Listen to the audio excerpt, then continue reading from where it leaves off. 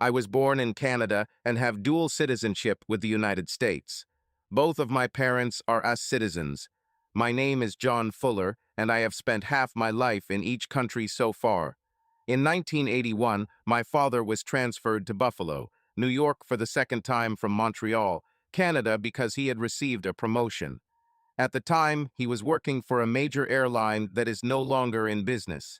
It was the summer of 1981, and I was a year-long college student from Canada.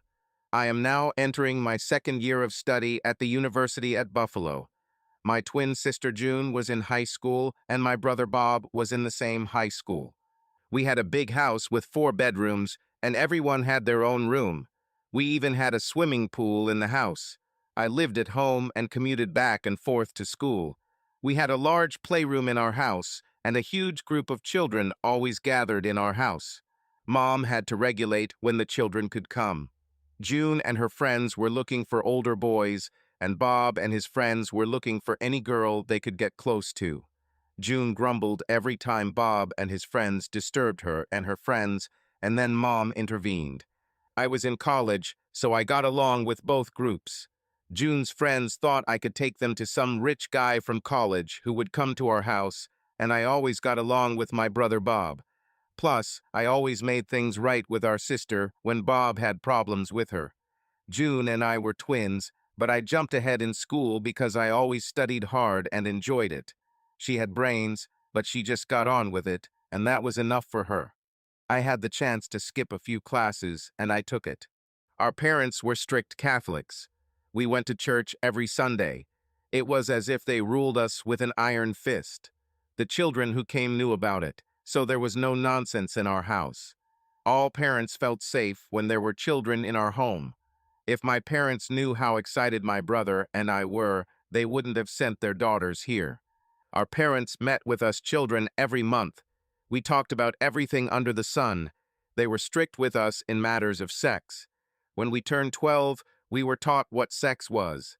They stressed that they didn't want any of us boys to get any girls pregnant, and they didn't want their daughter to be pregnant before marriage. When we kids grew up, we talked about sex for a long time, and they told us everything about sex. They talked about everything, all types of sex. They explained that people do it in different ways, and there is no right or wrong way. It will just depend on how you two treat each other. They explained that different people have different sex drives. Some people want it all the time, while others only do it to please their spouse.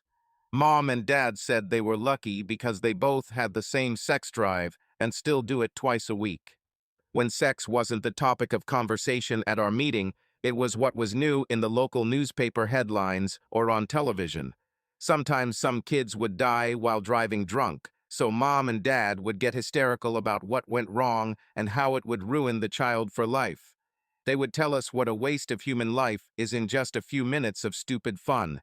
They will keep saying that he or she has his or her whole life ahead of them.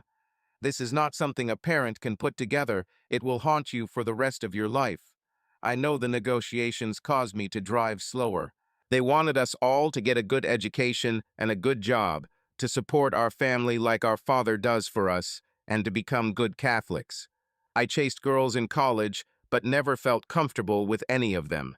Brother Bob gave me some information about the high school girls who came to our house to visit June. One of the girls was Sarah, a cheerleader, but she had a bad smoking habit, but it didn't bother me. If she just donated to me, I would be happy. Bob told me that her old friend Ralph had sex with her, recorded it on video, and showed it to all his friends, and she didn't even know about the recording. He kept the camera in the closet, and the door was slightly open. Bob never saw it and said the guy got rid of him when his dad found out about it. Her ex-boyfriend Ralph went to Syracuse to go to college. Bob heard that he received a scholarship to play football or lacrosse. Ralph told her to wait for him, but he left in June, and now it's almost September, and she hasn't heard from him. She was broken for months, but now she knows it's part of life and life goes on. I think they dated each other for 4 or 5 years. Well, she was a nice girl and well-built. I always had a lot of fun with her when she came over, and she seemed like a nice girl, except for the smoking. I thought, why not give her a chance since I already know what she can handle? She must be lonely now. Several months have passed since her boyfriend left her. She's probably already matured. From time to time, I would give some of the girls a ride home if it was raining heavily or otherwise inclement weather. One day I did this and made sure Sarah was the last one I dropped off, and we talked for an hour. She was friendly and very funny. She told me how my brother Bob was constantly hanging around her and how cute he was, but too young for her. We laughed about it, and then she asked why I wasn't paying attention to her. I said I was just shy, and we continued our conversation. Then we agreed to meet on Saturday evening. Sarah turned out to be a smart and cheerful girl, but my main goal was to get her into bed, although I understood that she was not the one I was going to marry. I soon realized that Sarah almost never went out without her friend Alice. So whenever we went on a date, it was Sarah, me, Alice, and Frank. Frank has been working with his father as a carpenter since he graduated from high school in June. After talking with him, I learned that before they always went together as a group of four. Sarah, Alice, Frank, and Ralph, her ex. Frank told me that when they went to a drive-in movie, Sarah and Ralph had sex in the car. Sometimes this happened in a house where one of them stayed with the younger children, but they never did it in the same room or in front of witnesses. Frank didn't see Sarah completely naked, but he occasionally caught glimpses of her breasts when he sat in the back seat. From the actions in the front seat, he guessed that they either had sex or Ralph was enjoying himself. Frank also mentioned the tape Ralph made without Sarah's knowledge, and how Ralph's father forced him to get rid of the tape so Sarah's family wouldn't sue them. Sarah and I dated for 2 weeks. We usually went to eateries or to the movies. On our 6th date, we went to a drive-in movie. There I was able to kiss her, caress her breasts, and almost get into her pants. After that, our relationship moved to a new level. We hugged and kissed more and more often, and she even gave me a massage a couple of times when I drove her home. Then we started having a full-fledged sexual relationship. She gave me pleasure, and we always used condoms since she wasn't on birth control. She seemed to have a strong sexual appetite, almost as big as mine, if not more. From then on, we had sex twice a week, sometimes up to 5 times. Life was great. Everything was going well in my studies, at my part-time job, and my personal life was at its best. Everyone else smoked and drank when we went out together. When I returned home after dates, I smelled of smoke, and my parents often cursed, thinking that I smoked. I had to explain that it was Sarah, not me. If I drank, it was only 1 or 2 bottles of beer. I guess I was afraid of getting caught for drunk driving, and I also wanted to maintain complete control over myself. After 2 beers, Sarah usually became very horny, so sex after such evenings became our routine. One day, Sarah showed me some letters that she had recently received from Ralph, 3 months after he left. In these letters, he invited Sarah, Alice, and Frank to come to his Syracuse football game, promising to get tickets. What he really wanted was for Sarah to spend the weekend with him and have sex with him. He hadn't written to her before, but now he suddenly wanted her to come back to his bed. This made her angry. She said she doesn't answer his letters. However, I sometimes checked her purse, and she always carried these letters with her. There were 5 of them, and they were tied with a ribbon. She seemed to carefully put them back into the envelopes every time she reread them, because the order of the letters in the stack kept changing, but they always looked like they had just been unpacked. It bothered me a little, but I didn't say anything. I was more concerned about how long she would continue to carry these letters with her and how she felt about her ex-boyfriend. I probably had some strong feelings for her, but I never planned to marry her. I think we both understood this because we never said, "I love you" to each other.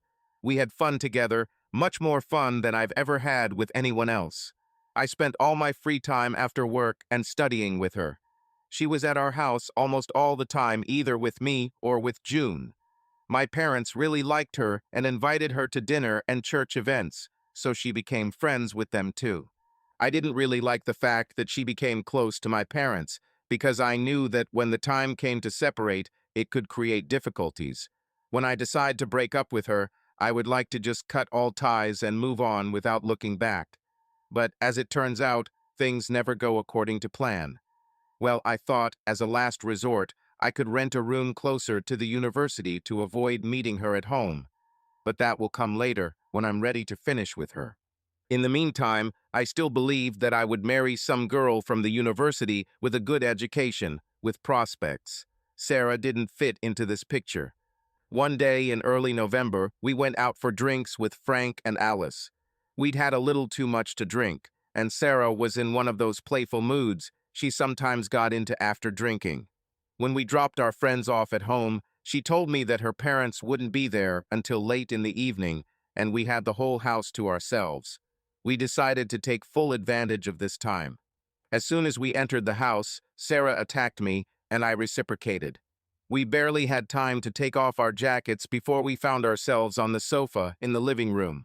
Our kisses were hot, passionate. We tried to pull each other's clothes off. I took off her sweater and broke the kiss to look at her in her bra. It was ordinary, without any frills, because at that time young girls bought only practical underwear. But for me, it was an incredibly exciting sight. Her firm, full breasts under the white cups of her bra contrasted sharply with the flushed skin of her cleavage. We kissed again while my hands searched for the clasp on her back. Finally, I found it, but I couldn't cope. Sarah, noticing this, easily unfastened the clasp herself. The straps fell off, and the bra rolled onto our laps. She began to pull my shirt off until I was as naked as she was. We broke the kiss again to ease the process, and I could see her bare breasts. This was completely unusual for us.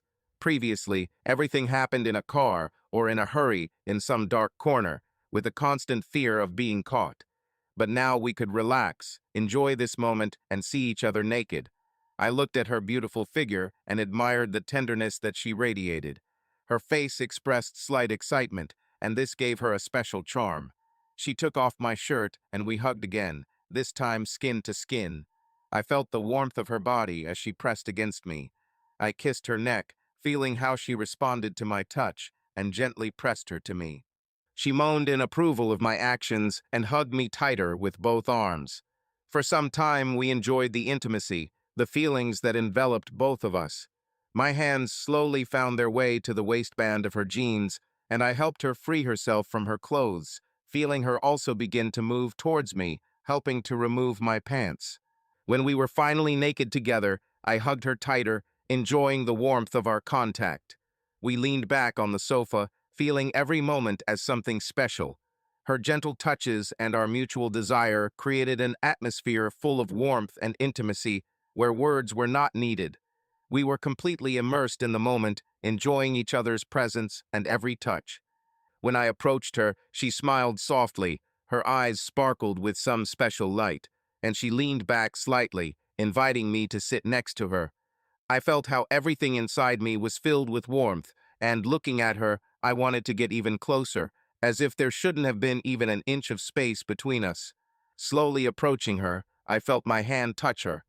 Her skin was so warm, and the touch created something immeasurably tender in my chest. I met her gaze, and at that moment the thought came to me, what do I really feel for her?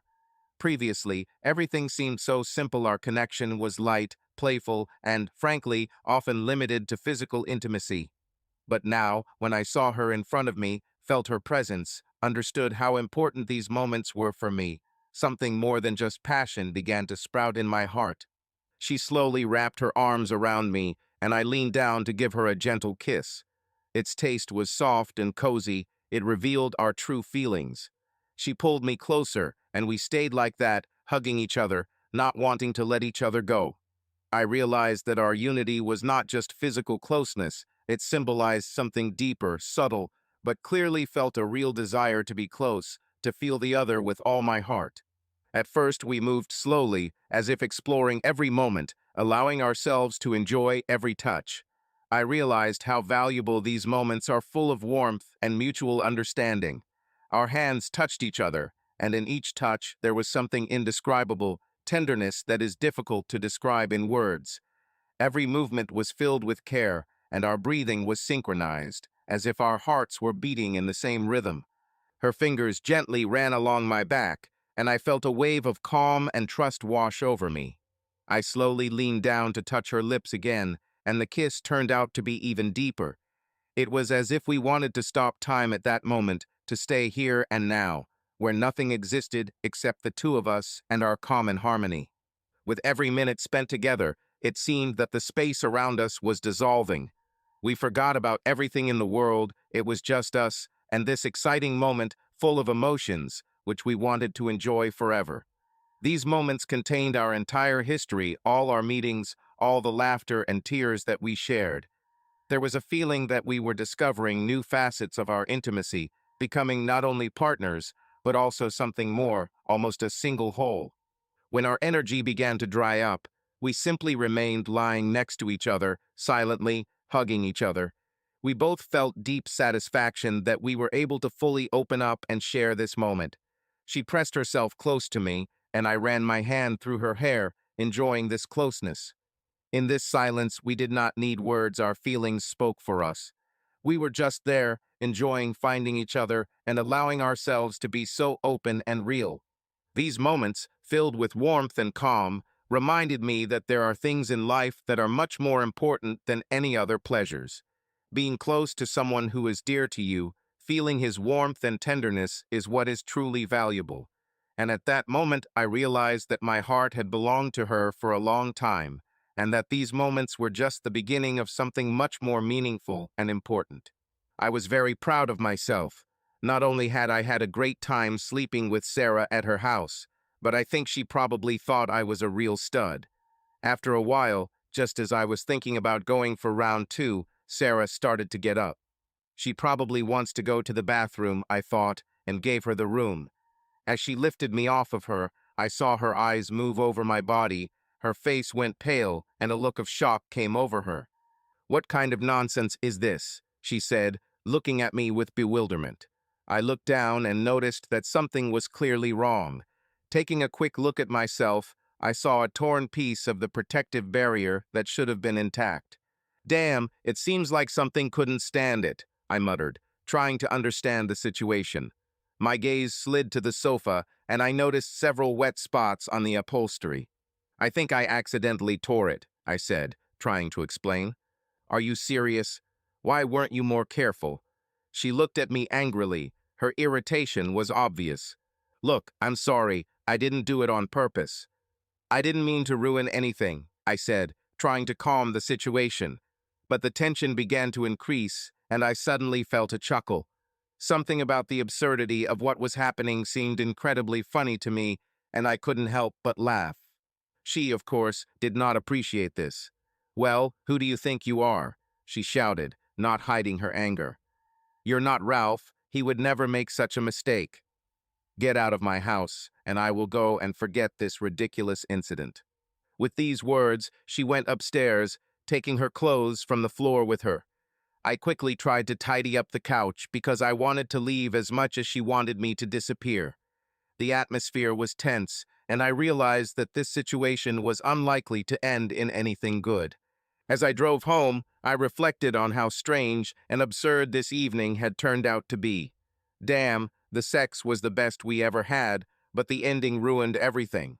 Remembering all this chaos, I laughed again, realizing how absurd it all was. However, Sarah did not speak to me for more than 2 weeks.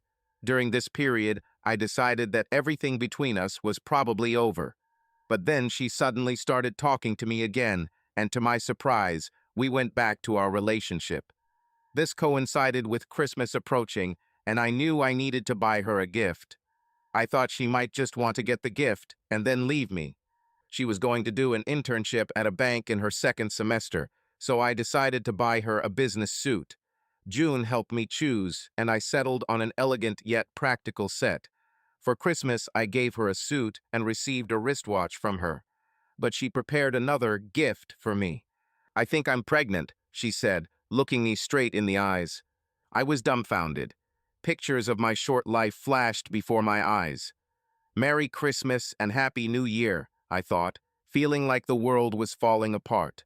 I imagined calling my father from the road phone, telling him that I was going to get married because it just happened. Or, on the contrary, he would call, leaving for the unknown, never to encounter their gaze again. Are you sure?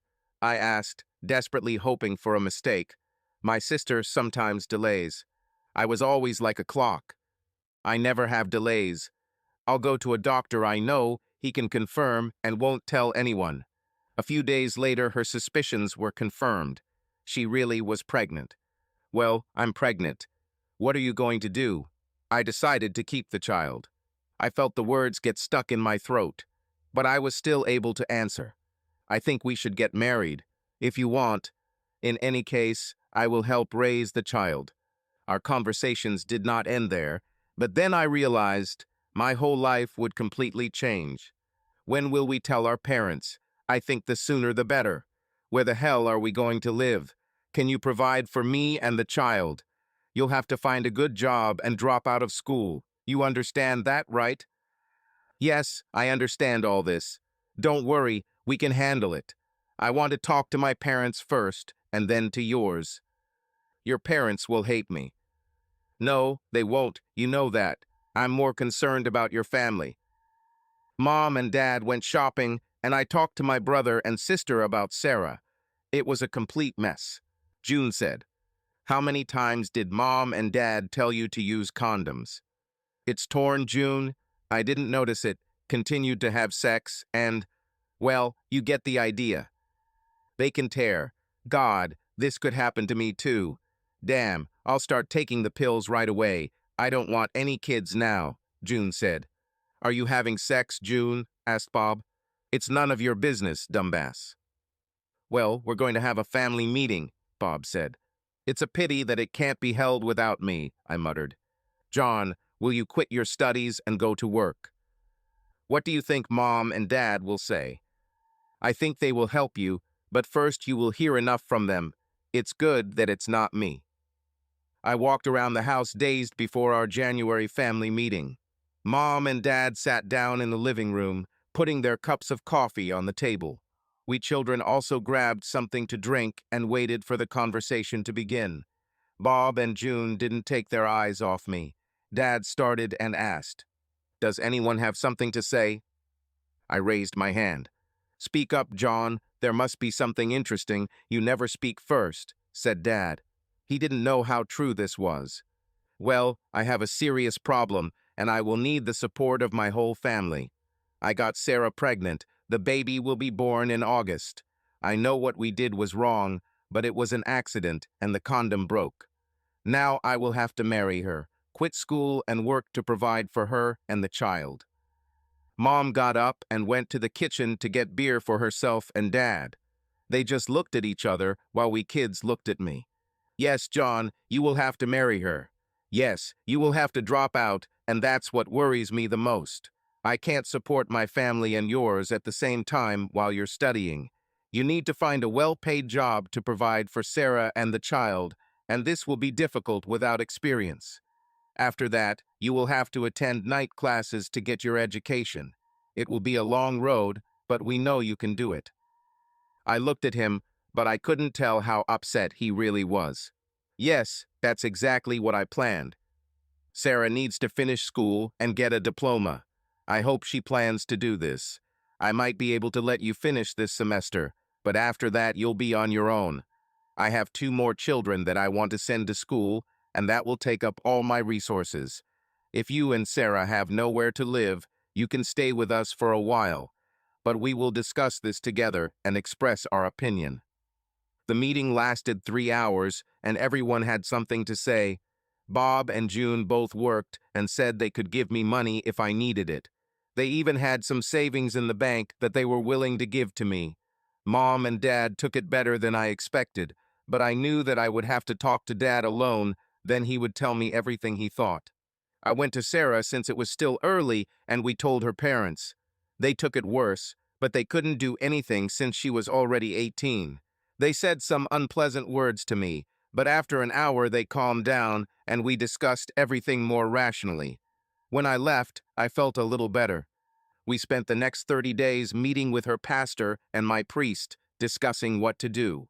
We were going to get married at my church, but there was going to be a couple's retreat before that. The priest spent about 40 hours with us, asking many questions about our intimate lives, probably to understand how to help other young couples in the future. We got married at the end of February and had a party for friends at our house. The women cried a lot, and the grown men drank and thanked God that it was not their child who was getting married. We collected about $800 and put it aside to pay for the birth. There was no insurance, so we had to pay. We didn't go on a honeymoon, and my old bedroom became our new home, and we had to live with the rest of the family. Having sex with my parents, sister, and brother in the house turned out to be very difficult. Now I understood what it was like for mom and dad in a complete family. We still went out somewhere, for example, to drive in movies or on dates. Now we went alone and not with her friend and Frank. As we started spending more time together, I got to know Sarah better, and that calmed me down a little.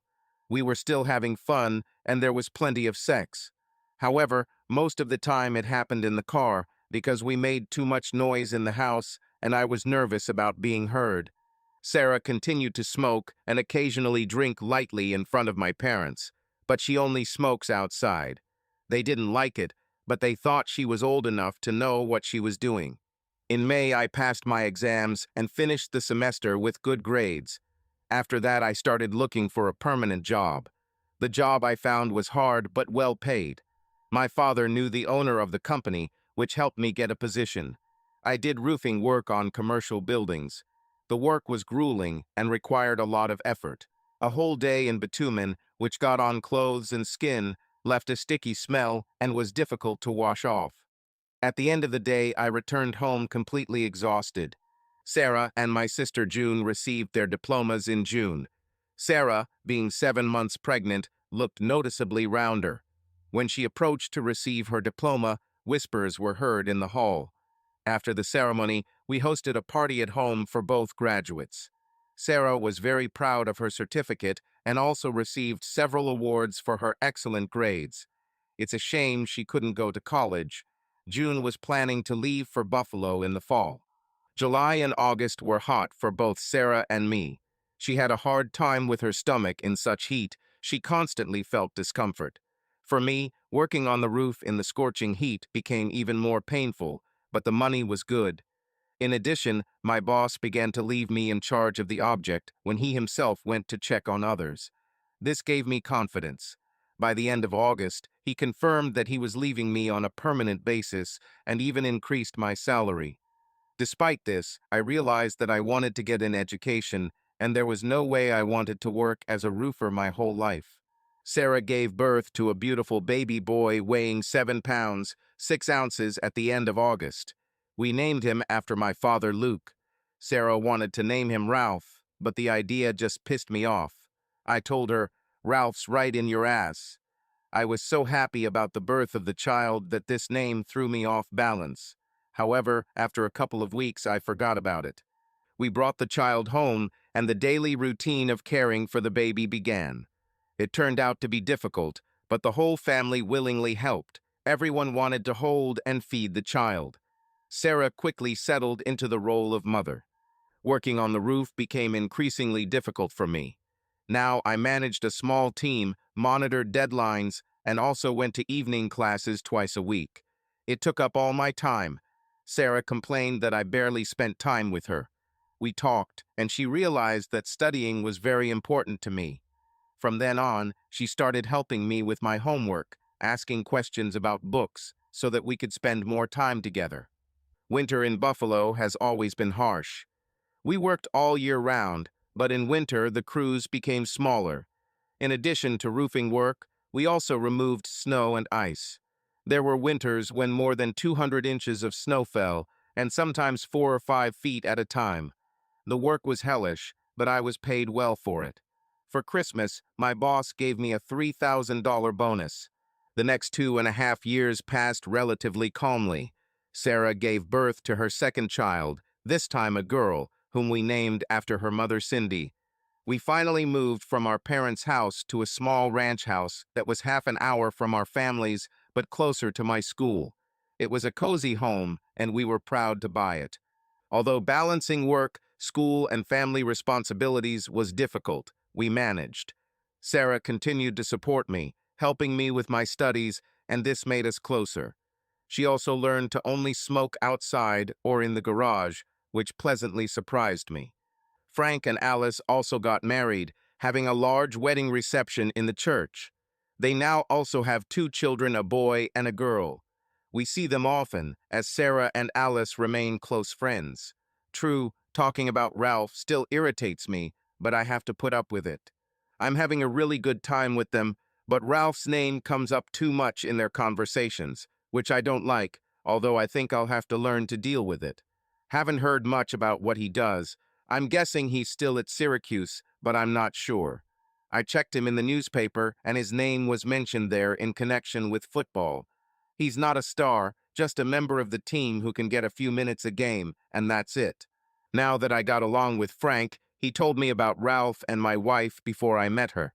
It turns out that the guys, especially Ralph, wanted them to switch partners, but the girls were categorically against it. Ralph also wanted the girls to do it together, but they didn't agree to that either. It seems that Ralph once asked her to sleep with his friend, and she was angry with him for a month, even stopping communicating with him. Ralph's family moved to Syracuse when he went to school there, so he never showed up in Buffalo again, and as far as I know, no one ever heard from him.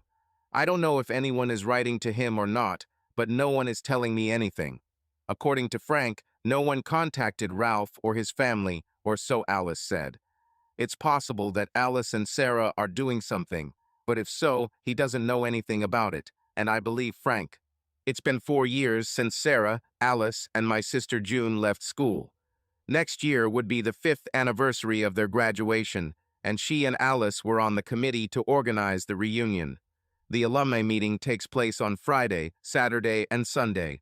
On Friday, there is dinner and dancing. On Saturday, there is a meeting with a big beer evening and games from noon to 9 in the evening. On Sunday, family picnic by the lake. The meeting usually takes place on the second weekend of July. The girls have already begun updating the list of graduates' addresses, adding and changing the names of married women. They were having a great time reminiscing about the old days. They did this for several weekends. One of these weekends they met at our house, and on the other weekends they met in another place. As homecoming approached, the girls began meeting every 6 weeks or once a month, having their own bachelorette parties. I remember one Friday evening in July when Sarah was getting ready to go out and was very nervous about it. I suspected something was wrong, but I didn't know for sure what it was. I asked her about this and even jokingly asked her if she was going to meet any man. She replied that she was worried about the upcoming meeting and wanted everything to go well because she was on the committee.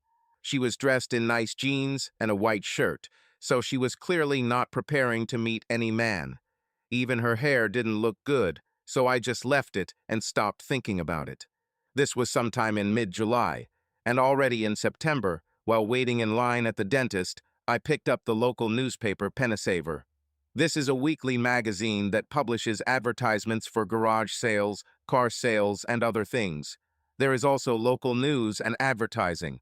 One of the categories I always look at is called Things Under $50.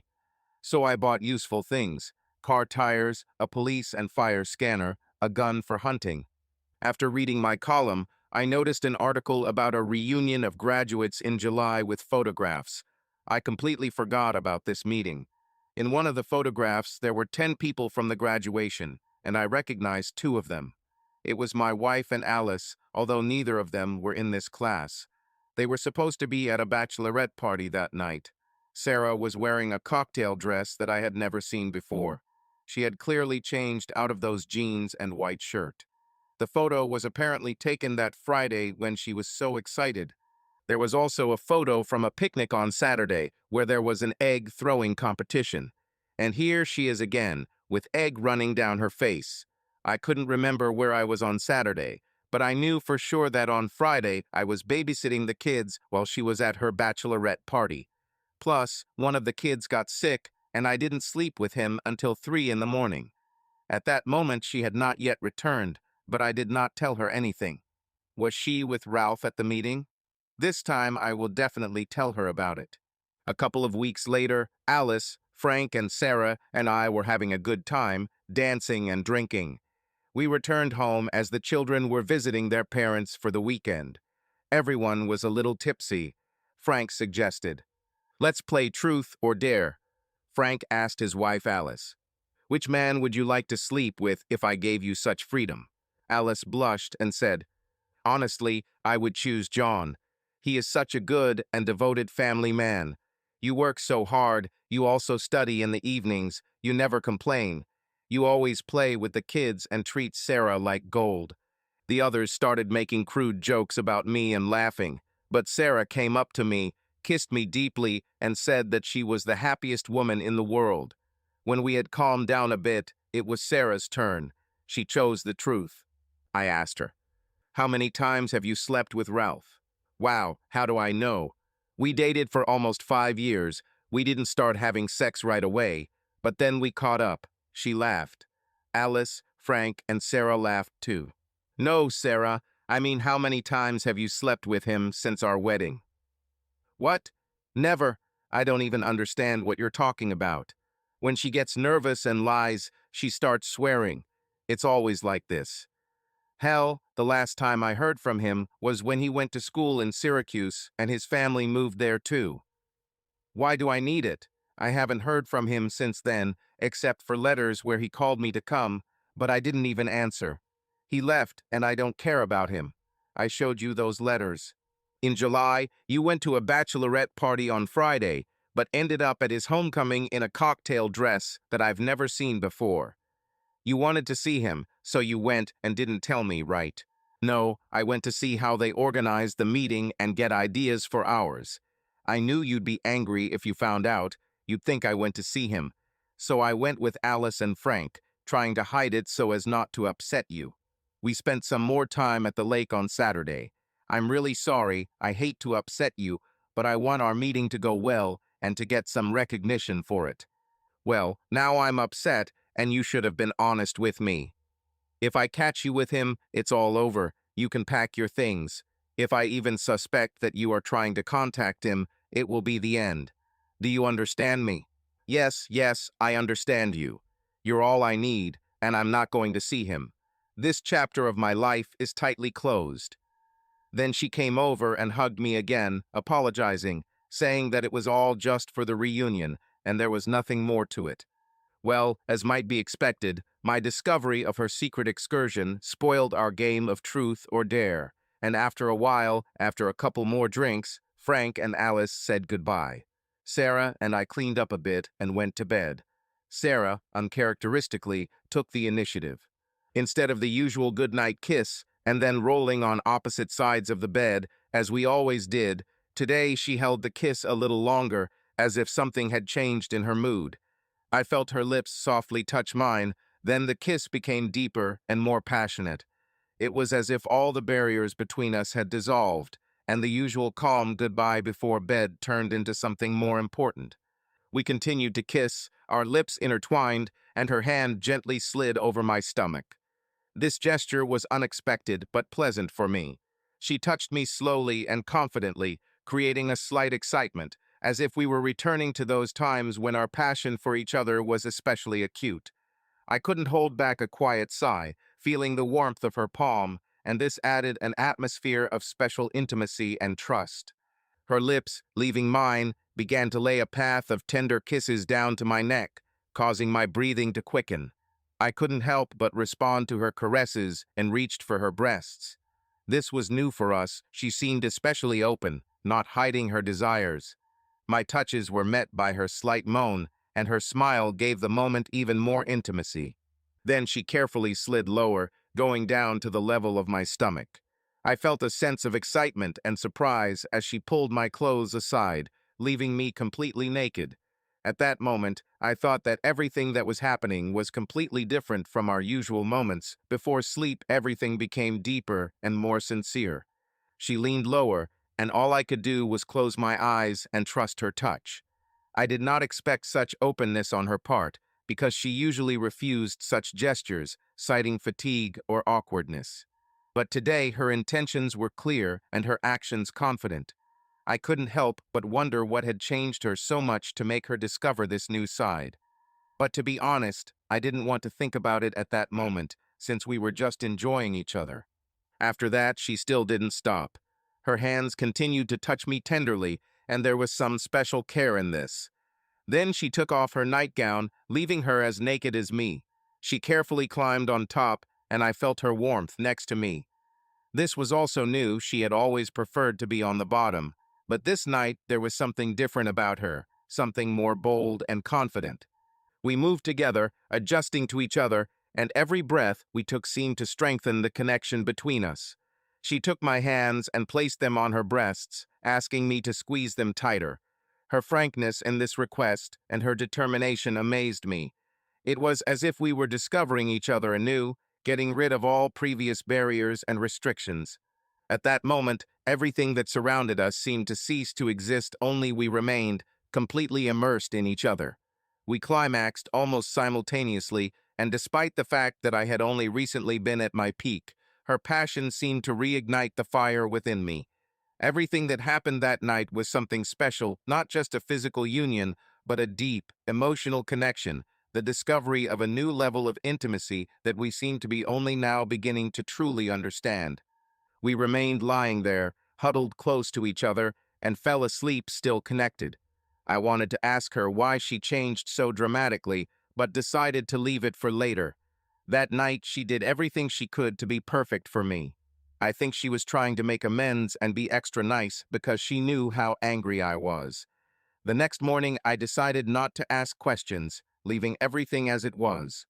Let it remain her little secret, be it guilt, repentance, or atonement. 2 weeks later, I found myself at a bar after work. It was a hot day, and on my way home, I noticed Frank's truck outside the bar, so I decided to stop by. We drank 3 beers and chatted with his friends.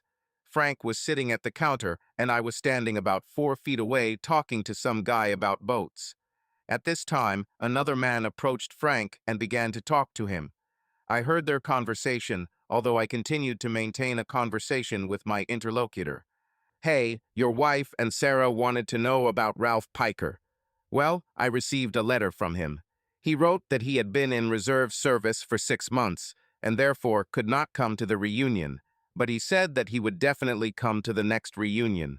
I have his address, so if any of them still need him, let them pay with a couple of touches on their breasts, he said and laughed out loud. I continued to listen to the guy I was talking to, but I was paying close attention to what was happening behind my back. The man left, and I went to the toilet and returned to the bar. Frank didn't tell me anything. I think he just didn't understand that I heard their conversation. He didn't shine with intelligence, to put it mildly. So that means Sarah still wanted to know about him. Okay, now I think she understands that if she contacts him, she will be in trouble. I'll just watch her and monitor her actions. Time passed, the children grew up, and Sarah and I enjoyed family life. We went everywhere with them and had a great time. Sarah and I bought bicycles with child seats on the back and rode them everywhere. This was great exercise for us and calming for the kids at the same time. Often they fell asleep right in the seats, and it was good that they were buckled up.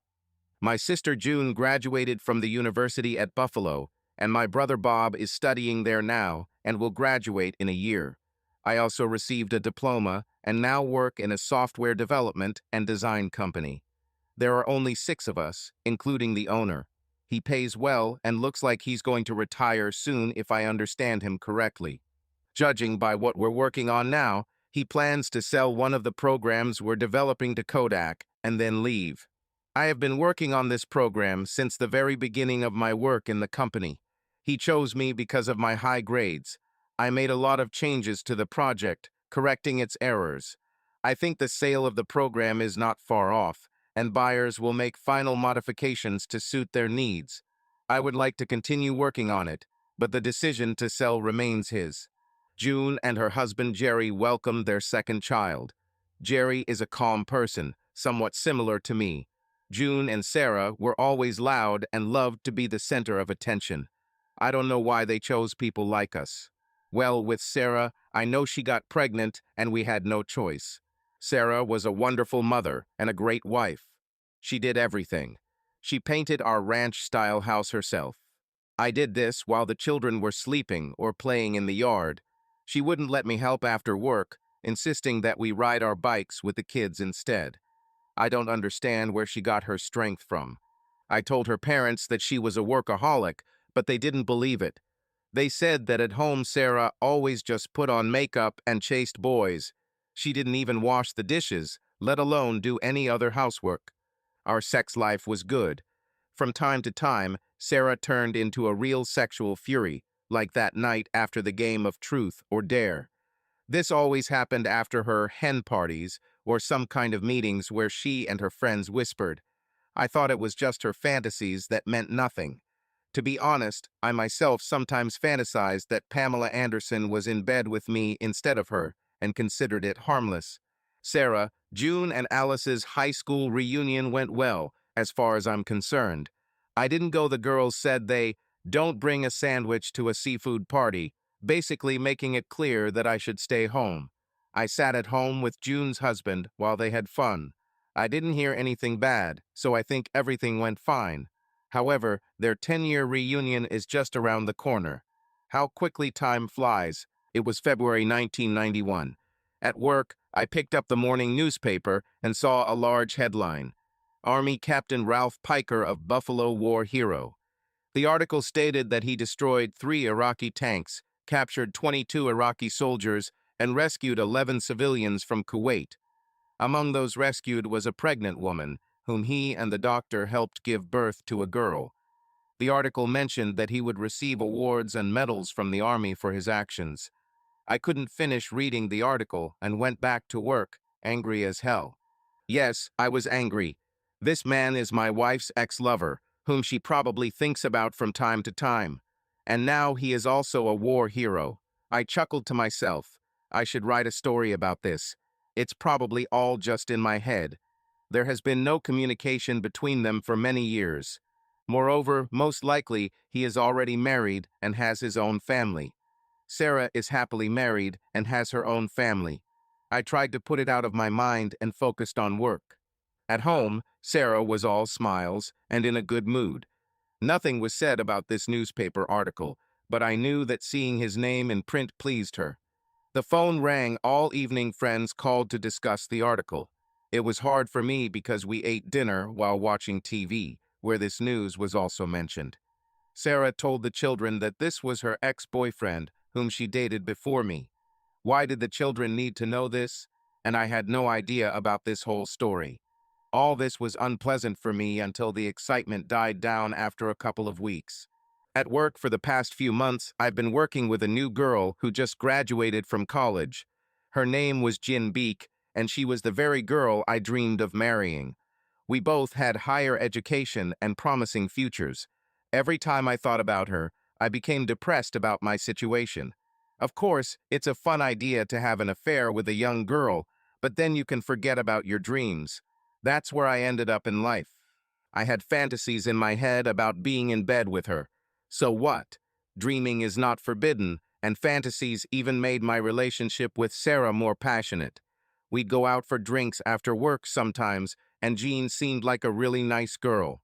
She dated people, but rarely lasted more than a couple of dates. Everyone at work was older than her, and I was the only one who was closer to her age. One hot Friday, the whole group of us went for a drink after work. I called home to let Sarah know that I would be late and not to wait for me with dinner. She said she was going to a friend's house who had a pool and would take the kids with her after dinner. She wished me to have a good time, but not to stay too long. Well, in the meantime, we drank a lot. We danced at the bar, and I pressed myself against Jean, and she responded in kind. We did 5 or 6 slow dances together. Well, the alcohol does its job, I guess. I hope the rest of the group was as drunk as we were and didn't notice anything. I don't think they were paying attention, but damn, I was drunk. I ended up driving Jean home, leaving her car at the bar because she was too drunk to drive. I walked her to the apartment, and as soon as we got inside, she hugged me and kissed me. She kissed me passionately, her tongue sliding in my mouth and her hands unbuttoning my shirt. She played with my breasts with her fingers. I thought that I should stop her, but I decided that it was just an innocent touch, nothing serious. Alcohol, without a doubt, made all the decisions for me. I unclasped her bra through her blouse and started fondling her breasts, still covered by the fabric. When she was near, her breath on my ear caused goosebumps throughout my body. She whispered that she wanted me to stay the night. Wow, how I wanted her, but I couldn't decide to just take her and sleep with her. Somewhere deep inside, the voice of conscience broke through the alcoholic fog, and I began to think more rationally. I told her it was the drink talking and that we needed to calm down. She told me that she had a crush on me from the first day of work, that I was smart and did an excellent job at my job. She said she wanted me even if it was just one night because she knew I was married. We sat on the sofa and I held her in my arms, trying to calm her down while continuing to lightly stroke her. 10 minutes later, she suddenly fell asleep. I was surprised how much of my monologue she heard and how much of it I said for myself. I picked her up and carried her into the bedroom, where I laid her in bed. I started to undress her, and when I saw her naked body, I paused for a moment to admire her beauty. When I was about to leave, her neighbor and her friend entered the apartment. I explained to them that Jean had been drinking too much, and I put her to bed. When I returned home around midnight, Sarah was already asleep. I climbed into bed next to her and instantly passed out. The next morning, I got up at 10, took a shower, and went downstairs for coffee. Sarah said, "I hope you washed away all that smell of smoke and perfume and did something about your breath." "Yes, I had too much yesterday," I answered. "I'm sure your mom and dad would be proud of you." "Did you take a taxi? Did you drive drunk? What time did you get back?" "I don't know for sure. Didn't we talk?" "No, I woke up at 1 in the morning, turned around, and saw that you were already at home. I wanted to kiss you, but you smelled so bad that I changed my mind. Where does this perfume smell come from?" "Probably from Jin Beck. I remember we danced a little. I took her home. She was too drunk. I hope I didn't embarrass myself." "Well, did you achieve your goal? You said you liked her." "No, he helped her get to the apartment, handed her over to her neighbors, and left. Or maybe I was too drunk to do anything. I'll try it another time. What do you think?" I said with a laugh. She replied, "If your last achievement is with some college graduate, then go ahead. Then you can forget about sex because I will cut off everything you have." I replied, "Toast with eggs or just toast?" "Just a toast. I don't think I can handle anything else." I had to meet with Jean again on Monday, but everything went smoothly. We both laughed about how drunk we got, apologized to each other, and went back to our work as if nothing had happened. And so, one Sunday in June, my sister June came to us with her husband and children. Frank and Alice also came in with their children. We had a barbecue and had a few drinks. Alice started talking about the upcoming high school reunion. Frank said it would be his class meeting and he's getting ready to go. Since Alice had accompanied him to her homecoming, she said it was her turn to go with him. June said that at her last meeting they had a ball and she would like to go to this one. Jerry, her husband, said, "Well, it's not your class, so you can't go. You party too much anyway," which is exactly what she did.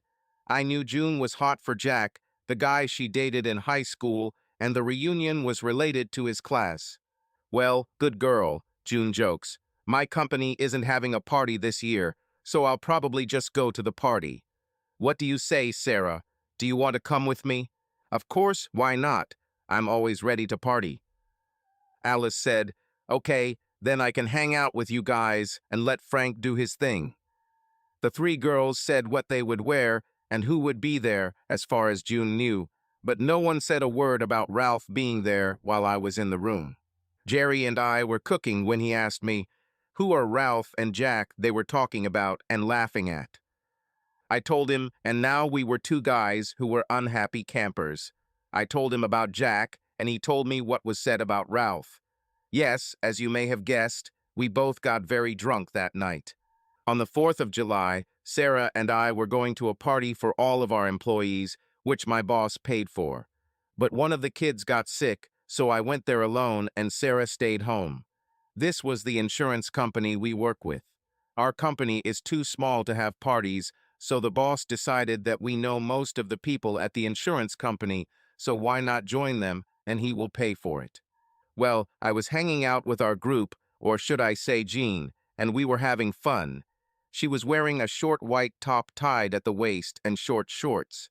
For some time during the day, she took off her bra, and what a sight she had.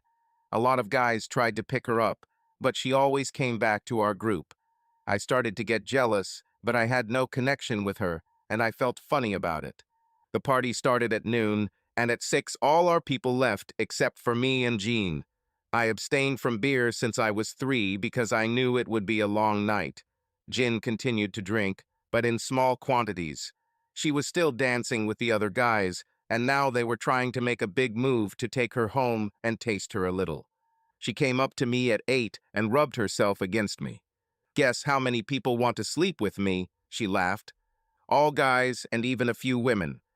She laughed again and said, I think I put on a good show, but I did it to get your attention and saved myself just for you. It reminds me of my college days, and I loved those days. Jean, you know I want to, but I'm married. Well then, just go away and let me choose who I let take me home. Do you see the guy in the blue shirt? He's been rubbing against me all day, and he's a big size. You see the guy in the red shirt? He's also big. Well, run home to your wife. I'll see you at work. She waved her hand and walked up to the crowd of guys. God, my mind was working. I wanted to jump on her so bad, but I didn't want to pay the consequences. I watched her from the bar as she crawled over the guys. I knew she was putting on a show for me, but I couldn't do anything about it except be jealous. Damn, I wanted her so bad. I saw other girls talking about her, and they were ready to lynch her. After 3 or 4 more beers, watching her and getting angrier by the minute, I didn't know what I was going to do. The only thing I knew for sure was that I was going to have to pee a lot. When I finally decided to pee, I headed to the toilet and Jean came up behind me in the hallway and grabbed my hand. Sorry, that girl peed like a racehorse. Sorry. Oh, it's you, John. I figured you'd be home with your wife around the second round. She chuckled sarcastically. Just one last time at the bar before leaving, and I had to use the restroom too. Well then, how about you stop by my house for something sexy before you jump into bed? Why don't you let me take you home to your apartment before you call the wrong guy back? Go out tomorrow when you're good and sober and find some nice guy to sleep with. Maybe right here, John. Let me pee and you'll take me home. Do you want to come see me and then I can hold you while you go? She laughed. Everything was the same as last time. She surrounded me as soon as we walked through the door. But this time I was giving her what she was giving me. A few tender kisses, and she and I found ourselves in each other's arms, immersed in an atmosphere where everything except our emotions and desires seemed to disappear. She touched me carefully, her hands making their way through the layers of our clothes, and each new touch brought a feeling of warmth and closeness. However, suddenly my conscience returned for a moment, as if reminding me of the reality I was trying to escape from. I pulled away gently and whispered, "We can't do this." She looked me carefully in the eyes, and then, with a warm and slightly mysterious smile, she took the initiative into her own hands. "Just relax, I'll show you how it's done," she said, her voice full of confidence and gentleness. She pushed me onto the sofa, and I felt myself overcome with excitement and fear of the unknown. Her confident movements and tenderness in her eyes made me confused. I couldn't take my eyes off her figure as she seemed to dance in front of me. Her thin hands touched me, her hair touched my face, and her every gesture seemed to say, "You can trust me." She sat next to me, gently hugging me, her touch bringing a feeling of peace and tranquility. My gaze slid over her slender figure. She looked so perfect that I felt my heart beat faster again. At that moment, I wanted only one thing: to lose myself in this feeling. However, as if feeling the burden of responsibility again, I tried to find words to explain, "No, I have no protection." She looked at me with a soft smile and answered, quietly reassuring, "It's okay, I've thought of everything." There was a warmth and confidence in her voice that inspired trust. I understood that everything was going towards what I feared, and yet I was drawn to her with every new moment. Her touch, the way she approached me, made me forget about everything else. My conscience tried to hold me back, but its persistence and tenderness overpowered all my internal barriers. Her touches and gaze, full of warmth and attention, were so strong that I could no longer resist. I felt how all my thoughts were intertwined, and my heart was beating stronger and stronger. Her smile was so sincere that there was not a shadow of doubt in it, and I was lost in this moment. When it was all over, she looked at me with satisfaction, her eyes shining with calmness and joy. "Next time it will be better, and we can both enjoy it more," she whispered, looking me straight in the eye and smiling slightly. Her words sounded like a promise and like hope for the future. I was torn between the sensations that stayed with me and the guilt that grew inside me. At some point, she suggested taking a shower, and I knew it would be a good idea to clear my mind and get back to reality. When we entered the bathroom, she began to adjust the water temperature. I couldn't take my eyes off her slender figure as streams of water began to fall on her naked body.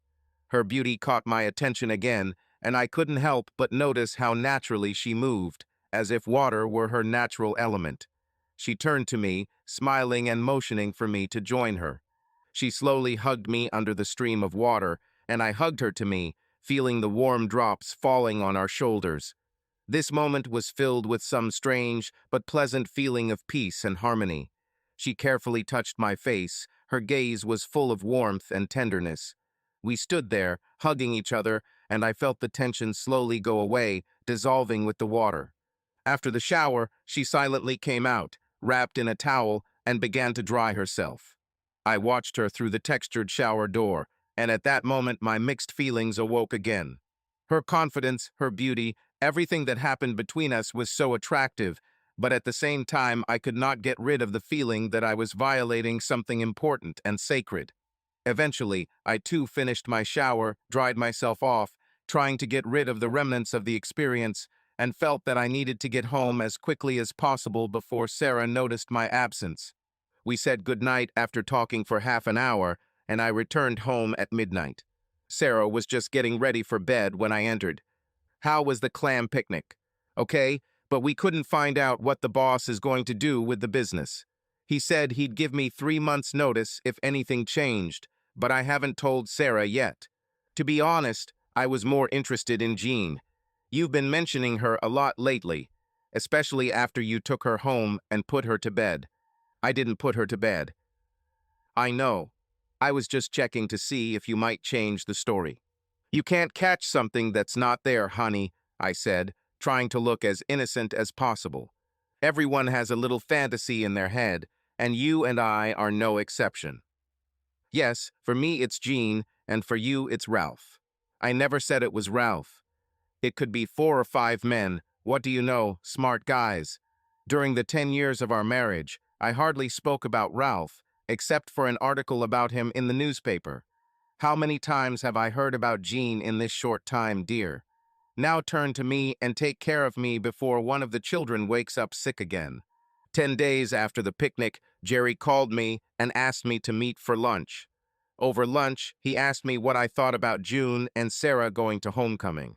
To be honest, I don't like it at all. That damn war hero Ralph will be there, and he and Sarah dated for 5 years. He trained her enough then, and you know what they say about first love. Yes, I'm not happy about June going with Jeff from the city. I checked. Jeff and Ralph have reservations at different hotels. What are we going to do? Nothing. I have to babysit the kids while she's there. I told June that I was leaving myself and asked your parents to look after our children. I'm going to follow her and see what she does. What if June notices you? What then? If she comes into his room, you won't know what they're doing there. But if she stays in the room all night, then I'll know. Damn, I don't even know if I would like to know. So you don't want to follow Sarah? Do you trust her? No, I don't trust her. I just don't know what to do in this situation. Give me a few days to think about it. Okay, think about it. My mother can take your children too, if necessary. I left him and went back to work. But I couldn't concentrate at all and felt depressed. Jean was doing most of the work and asked what happened, but I didn't tell her the truth. After work, I went to a bar where kids from our school were gathering. Everyone was talking about the high school reunion and the fact that Ralph was coming to town. They said how he could get any girl in his time. In general, ordinary gossip. Someone saw him recently and commented that he looked great and was likely to be a hot seller at a meeting. Someone else mentioned how hot he and Sarah were and suggested they might rekindle it for the good old time's sake. Everyone laughed in unison, but this made me feel completely lousy, and I went home, where I got drunk. The next day, I told Jean about my experiences. We discussed this at work, but stopped talking if someone came up. Then we went to lunch together.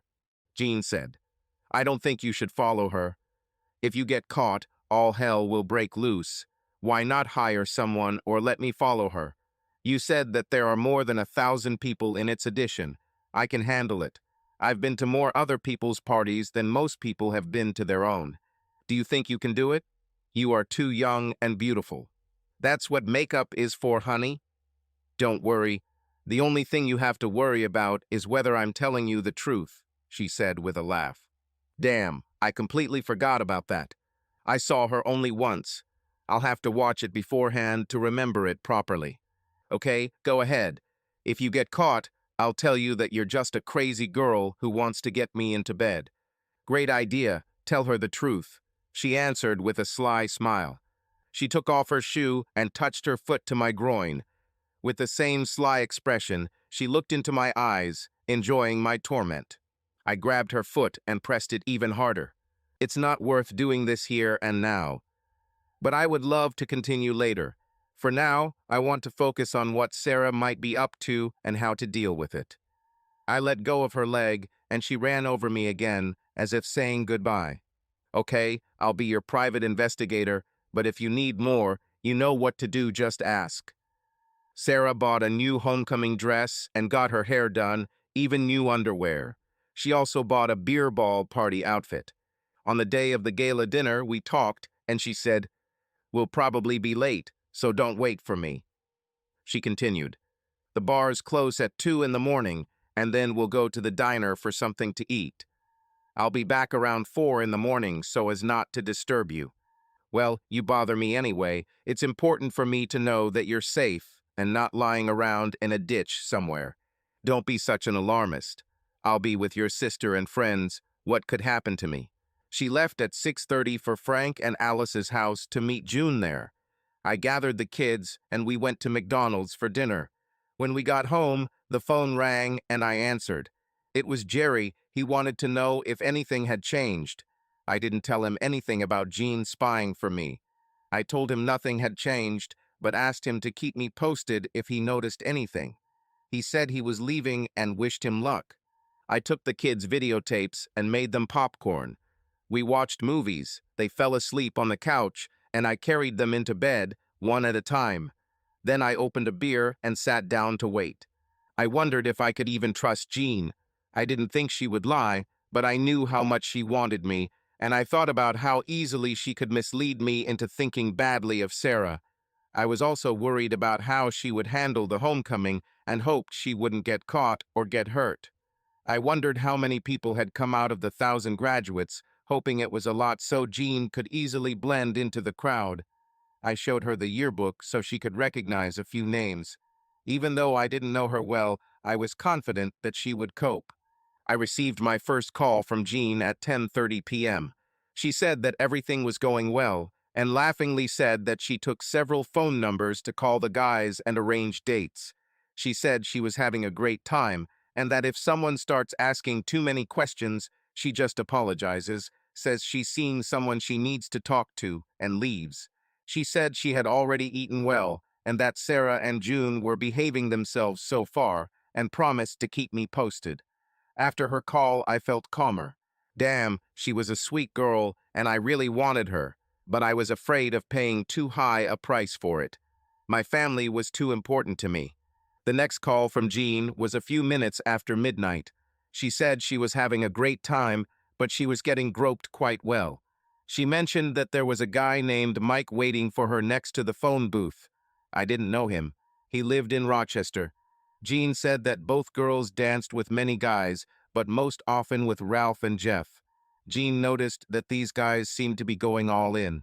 She said that towards the end of the evening the music was played more and more slowly, and Ralph never missed an opportunity to snuggle up to Sarah, and she to him. Jean guessed she saw them touching each other, but due to the dim lighting, she wasn't sure. She said, "I think they're just having a good time, don't worry, I'll call you later." Just before 1 Jean called again. "I just came out of the toilet with the girls." I went to the toilet, and they discussed their plans. The girls were whispering, but you know how drunk women whisper. They could use a microphone. They told Alice they were going to a bar after hours called Lundy's to drink and dance. Told Alice to take Frank home. They are afraid that he will spill the beans. Alice agreed. They also told her to call you in the morning around 8 and tell you that they were too drunk to drive home and had gotten a motel room. Told her to tell you and Jerry not to worry and that they would be home after the beer ball party. When Alice asked if they were going to do something with the guys, everyone laughed loudly and left the toilet. "I'm going to take Mike there with me. I'm in my car, so I can leave quickly if necessary. Don't worry, many girls just chat in company. I'll keep you posted until then." She hung up. The phone rang at 3:30 am and Jean said, "Sorry for not calling earlier, everything developed too quickly." As they danced, they were right on top of each other. It looked like they were going to have sex right on the dance floor.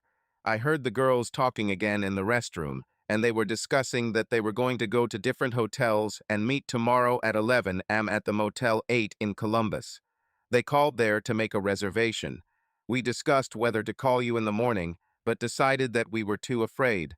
Then June said that if they were so afraid to call, then maybe they should just go home straight away, after which they both laughed loudly. In the end, they agreed to call in the morning and say that they had rented a motel room together, so that you would think that they spent the night there. Smart, right? They will receive a check from the hotel and remain clean in front of you. Jean continued. They went to eat at a diner and then went their separate ways. Sarah went to the Holiday Inn with Ralph, and June went to another motel with Jeff. I'm sorry to say, but I have a room number if you want. This is 2207. It's on the first floor. There was another company in the corridor entering a room nearby, and I went with them. I wanted to see if Sarah and Ralph would come into their room. I hoped she would change her mind. At the last moment, to remind her of reality, I called her name, but she lowered her eyes and still followed Ralph into the room. I went into the room with the others, saying that I had the wrong door, and immediately left. Jean was silent for a second, then added, "Then I returned to their room and listened a little at the door. There were conversations, laughter, and then, it seems, kissing began. Then I left, like this. Today I did everything. It seems worth changing my profession. I like this job." She said she was going home to sleep and hung up. Jean left Mike and called me when she got home. We talked to her for half an hour. She asked how I felt and what I was going to do. I replied that I didn't know and that I was confused. After she hung up, I fell asleep on the couch and woke up to morning cartoons at 7 in the morning. The children sat with a box of cereal and a glass of milk. I got up, put on the coffee, and went to the shower. After 2 cups of coffee, the phone rang, and it was Alice. "John, the girls had a little too much yesterday and decided to stay at a motel so as not to drive drunk. They are going to the beer ball party by noon and will call later or return home after the party." I tried to hide my real feelings and said, "Thank you for calling. I was worried when I woke up and she wasn't in bed. She probably has a hard time today after yesterday. Okay, tell her I love her with all my heart and I hope she has fun. I'll pass it on. I think she had fun and I'm sure she loves you too. Bye, Joan." "Bye," I answered and hung up. I poured myself more coffee and ate breakfast. I'll wait for her and give her a hard time. Although then I thought that it was worth letting the call go to the answering machine so that I would have a recording of her false story. I knew that by talking to the answering machine, she would feel safe and would talk for a long time. Damn, I didn't know what to do, and at that moment the phone rang again. It was Jerry. John, damn it, I missed them. How could you miss them? You knew what motel he was staying at. The water in several rooms was faulty, and they could not stay there. The hotel could not provide him with a room in another hotel that he liked, and he said that he would find a room for himself. I saw June and Sarah get a room at Motel 8, but I had to go to the bathroom, so when they left, I decided to meet him at his motel. But he didn't stay there any longer. She didn't bring him to her room. I checked everything. I didn't want to tell Jerry about Sarah. It didn't fit into my plans. Well, what are you going to do now? I asked. I'm at Motel 8. I'll wait until they get here, and then I think I'll attack her and sort it out. How do you like that? Well, I wanted them to call me first and leave a message on the answering machine, but you do what you need to do. I know if Sarah leaves a message, she'll think everything is fine and that I'm somewhere with the kids. She'll probably say a lot of things because she loves to talk nonstop. Okay, I'll do that. Let them leave a message for both of us, and then when they leave the room, I'll deal with her. We hung up, and I moved the answering machine to the bedroom so the kids wouldn't hear the calls. Then we went to the park to play a little since it was only 10 in the morning. At noon, I took the kids to McDonald's to eat and play. We returned home a few minutes later. The children ran to watch TV, and I went into the bedroom to check the recordings on the cassette. There were 2 messages on the answering machine. The first is from Sarah, the second is from Jerry. Jerry said Sarah arrived back at the motel at 10:30 and June arrived promptly at 11. He mentioned that he would attack them as they walked out of the room to their cars. A message from Sarah was left at 11:10. Hi, darling. I'm sorry I stayed over with June, but your sister and I weren't feeling well, so we decided it would be safer to get a room so no one would get hurt. I love you so much, and I am sure that you will understand me. I'll explain everything when I get home. We're going out for a beer party, and we'll probably get home around 11 or 12. If something happens or there are problems with the children, tell Alice, and she will tell me at the party, then I will come home right away. We're having so much fun, and all the girls look so much older than June and I, she laughed. And yes, of course, you would be the most handsome guy here if you came. There are so many pot-bellied men with beer bellies. No one looks as fit as you, dear. You know how much I love you. I'll tell you everything when I get home. I have a lot of gossip for you. Bye, love you, darling, and say hi to the kids.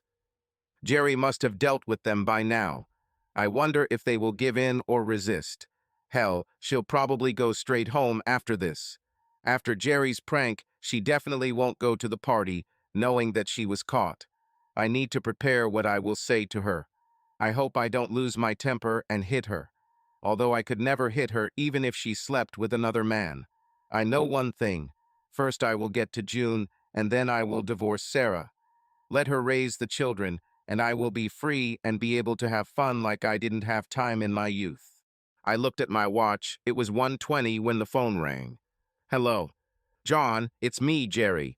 I'm in jail. I hit June. Come bail me out, he said. I replied that I would be right there, took the children to friends, and headed to prison. He was the last person I expected to be violent. We left the prison around 3. The judge ordered him not to return home or come within 100 feet of June. I asked him what happened, and he told me his version. When I arrived, both cars were parked in the motel parking lot. Sarah's car was in the front and June's car was in the back, so I waited in the back so Sarah wouldn't see anything. When June approached the car, I got out and attacked her, accusing her of having sex with Jack. I said that I was following her and that she was a cheater. She shouted back, "Calm down, let me tell you, for God's sake, this is the 90s, not the 18th century. Well, I lost it, and the cops saw me hit her in the parking lot. She fell, and I tried to help her up when 2 cops jumped me and arrested me. That's how I ended up here. Well, do you think Sarah knows about this? I'm pretty sure not. Unless June goes to the lake, but with a black eye, she is unlikely to want to show up in public. Frank and Alice will leave early because they didn't stay up late. It seems that Sarah is at a party by the lake, having a great time. I drove Jerry to the motel to pick up the car, and then headed out to the lake.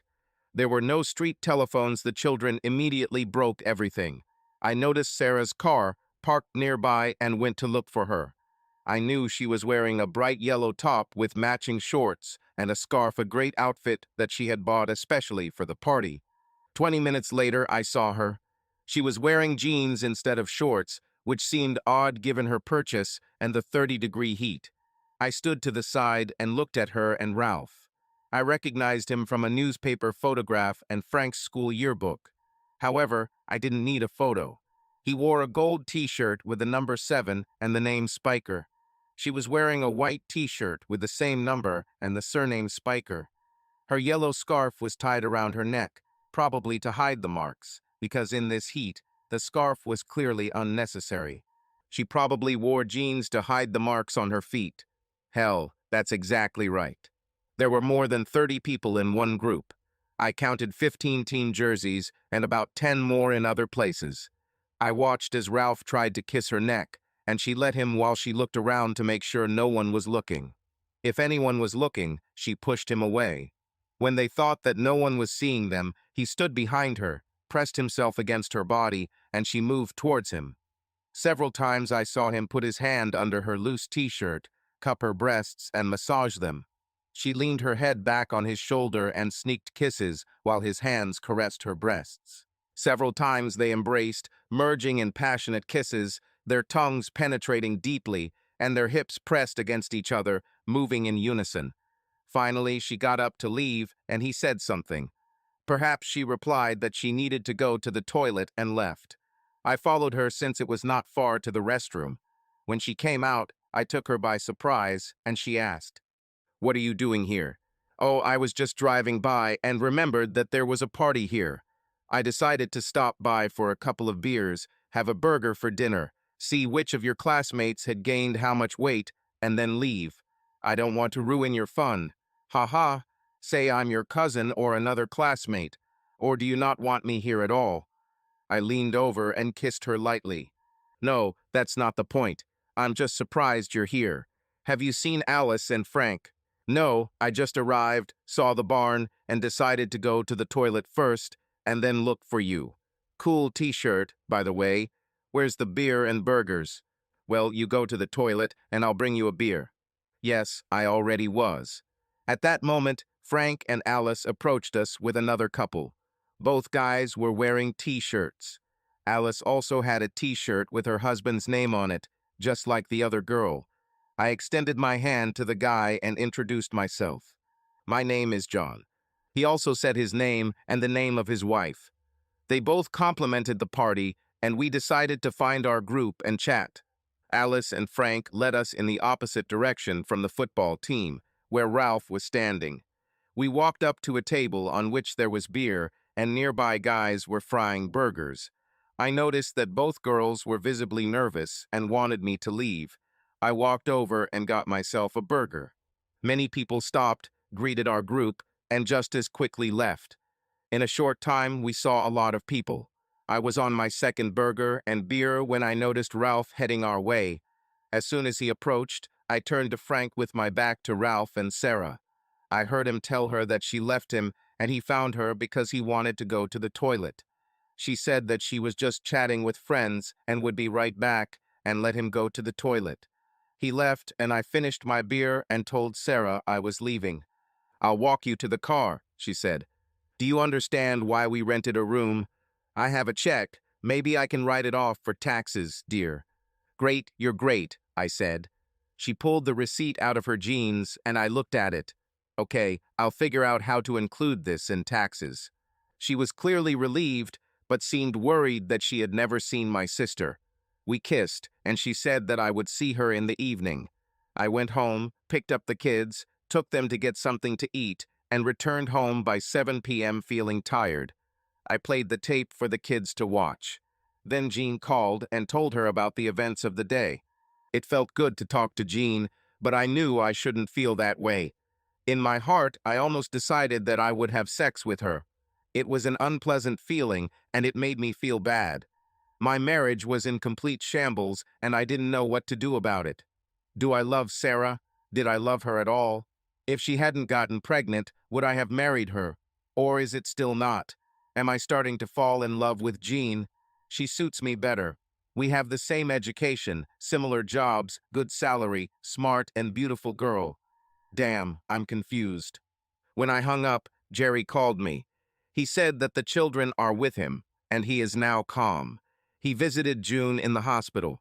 They left her there with a slight concussion and decided to keep her until the morning. June asked Jerry to call his friends and tell them to call her back, but he didn't.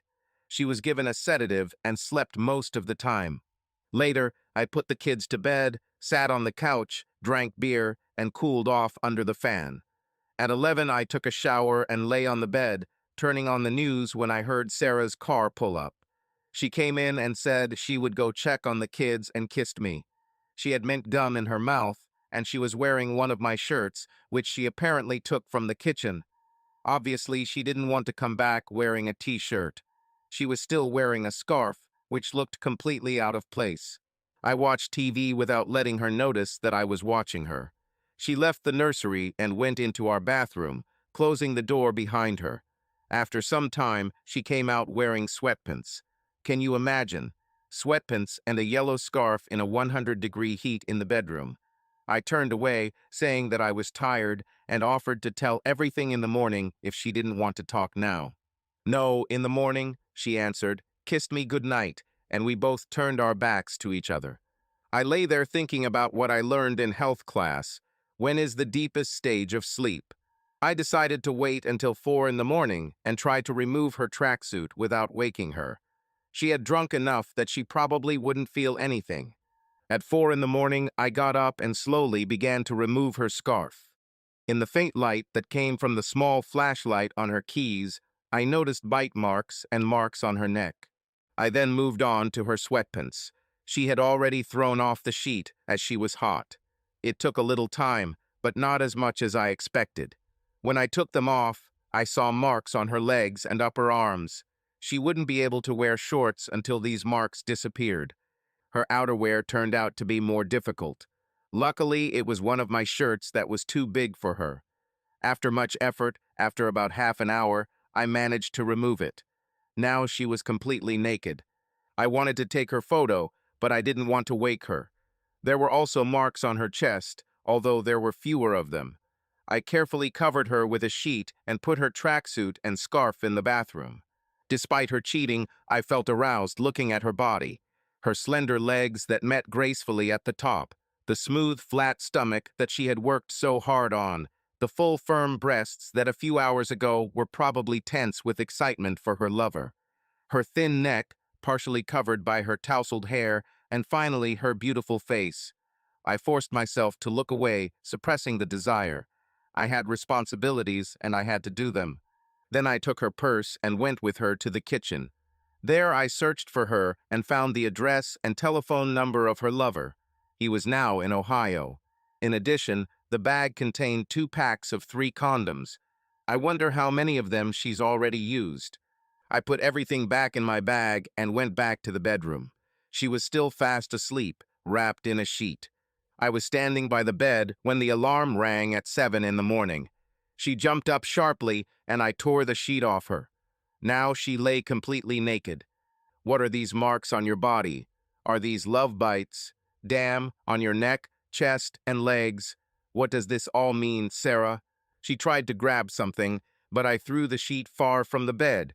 She grabbed a pillow to cover her body. What happened to me? How the hell did I end up naked? I didn't go to bed like that. What have you done to me? She screamed. What did I do? I answered. This question is not for me. You still haven't explained what your marks are.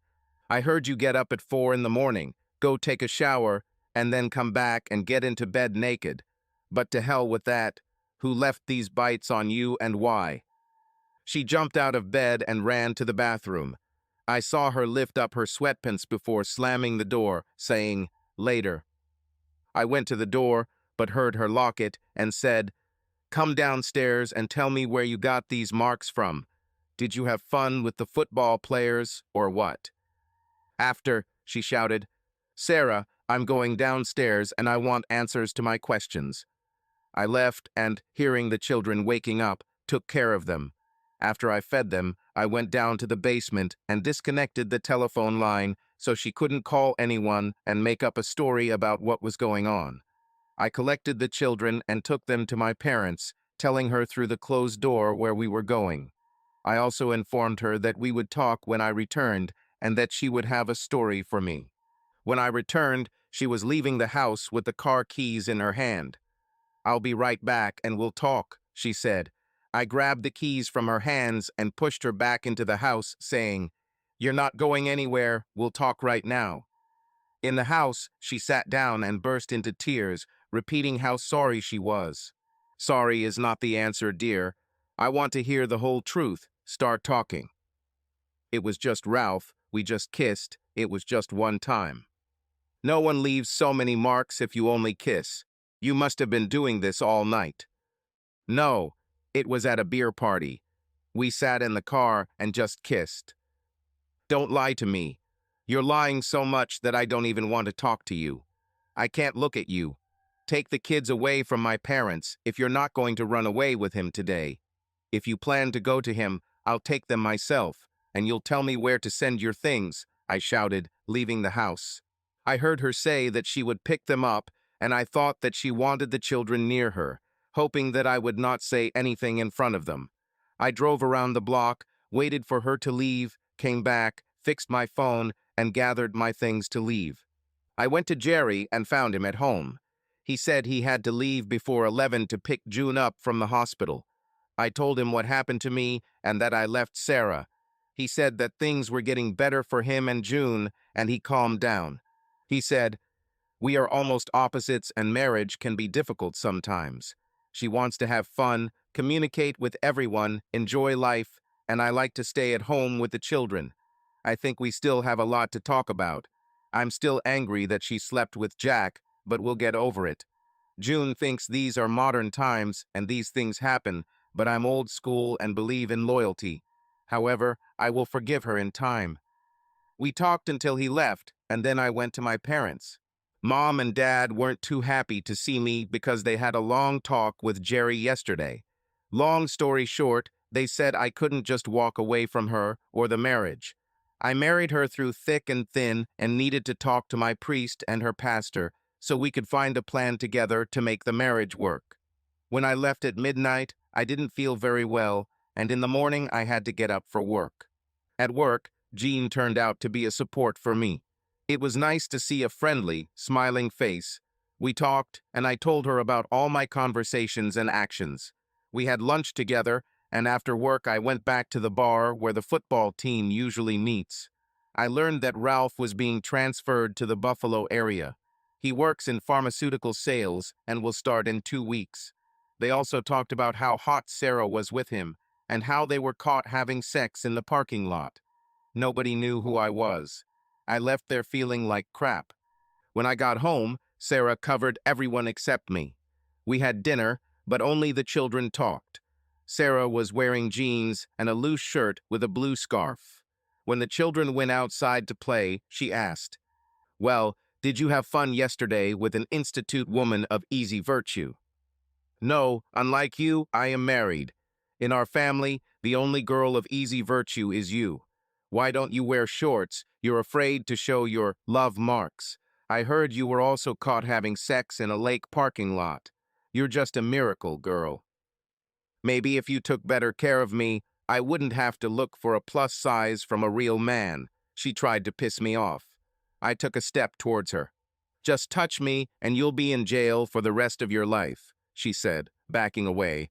I already understood how easy it is to lose control and sat back at the table. "Even though you are a big slutty girl, I would never hit you. Yesterday, you stripped me naked to admire me. Maybe he wanted to cleanse me after Ralph, or maybe you dream of giving pleasure directly to him." I had to leave because I realized that she was deliberately provoking me into a major scandal so that I would break down, and this is something I would never allow. But if I had stayed and listened to her taunts, I might have lost my self-control.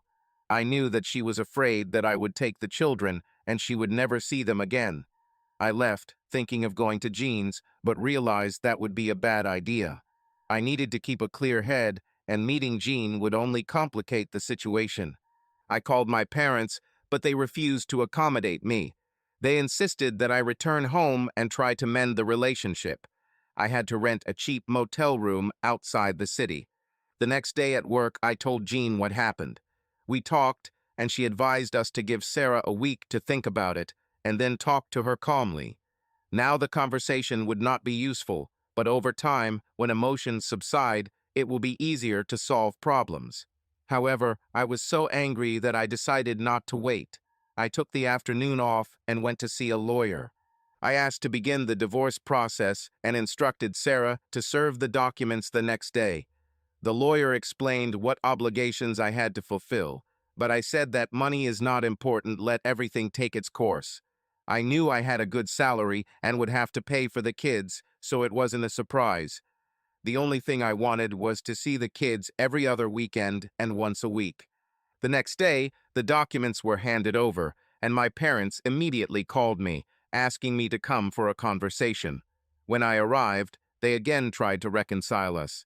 They arranged a meeting with our priest and Sarah's pastor, but it didn't help. None of us were ready to make concessions. Sarah claimed that I only married her because she got pregnant. I, in turn, said that she never stopped loving her hero, Ralph. Conversations reached a dead end. When Ralph moved to town, they began meeting twice a week.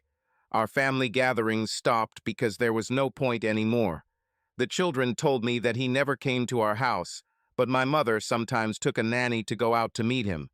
I checked the house from time to time, but Ralph really wasn't there.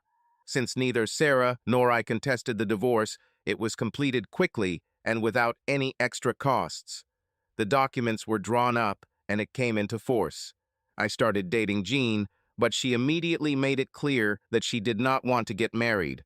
She said I might not be the person she sees her future with. At work, my boss sold the business to Kodak, and they offered me a position with a 40,000 raise. Now my salary is just under 100,000 a year. The former boss also negotiated with Kodak to keep our entire team, which was great news for my coworkers as they were good jobs. I had a feeling they hired us all with raises to keep us from leaving for competitors. An employee from Kodak was appointed as the head of our group. Sarah got a job and wanted a divorce so badly that I didn't have to pay child support for her, just for the children. She wanted to keep the house and took out a mortgage. She also kept the car and agreed to continue paying for it. My responsibility was only to pay for the maintenance of the children and save money for their education. In fact, divorce turned out to be beneficial for me. I even felt guilty, as if I had deceived Sarah. But I decided to compensate by saving money for the children for the future. I signed a waiver for the house and car. 9 months have passed, and now we communicate well. At first, we hardly spoke, but over time, we became friendlier to each other. I think time heals all wounds. When she and Ralph went on vacation, I also took a vacation and took the children with me. We had a great time, and the kids loved being with me because I spoiled them crazy. I always bought them clothes and toys. In November, they asked me to babysit again because they were going to Las Vegas to get married. I think I still felt something for her because I got drunk when I found out about it. I don't know why, but it happened this way. After a few weeks, I started seeing a therapist once a week. I felt depressed. The week of their wedding, I asked my mother to look after the children during the day while I was at work, and I took care of them in the evening. We were having a good time, but I still felt bad about what was happening. I bought an old house that needed a lot of work and renovated it one room at a time. In no time at all, I had completed 2 bedrooms and a bathroom upstairs, with 3 more bedrooms and 1 bathroom remaining. Downstairs, the kitchen and bathroom were ready, and now I was working on the living room.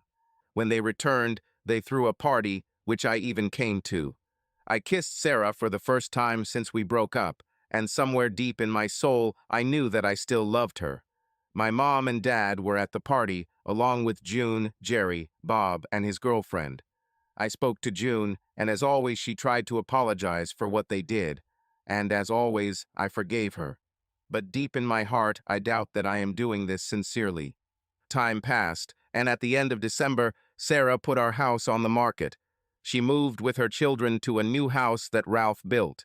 It was a large house by today's standards. But she was never able to sell the house, to be honest. It seems to me that Sarah was asking too high a price for it, although probably the price can always be reduced. At Christmas, we all got together again. I still didn't like Ralph and his stupid jokes, but I put up with it for the sake of the kids. Why do all salespeople know so many jokes? I kept an eye on him and checked on him. Maybe there is something wrong with me, but it seems to me that he is not created for marriage. He is sociable, loves parties, and being the center of attention.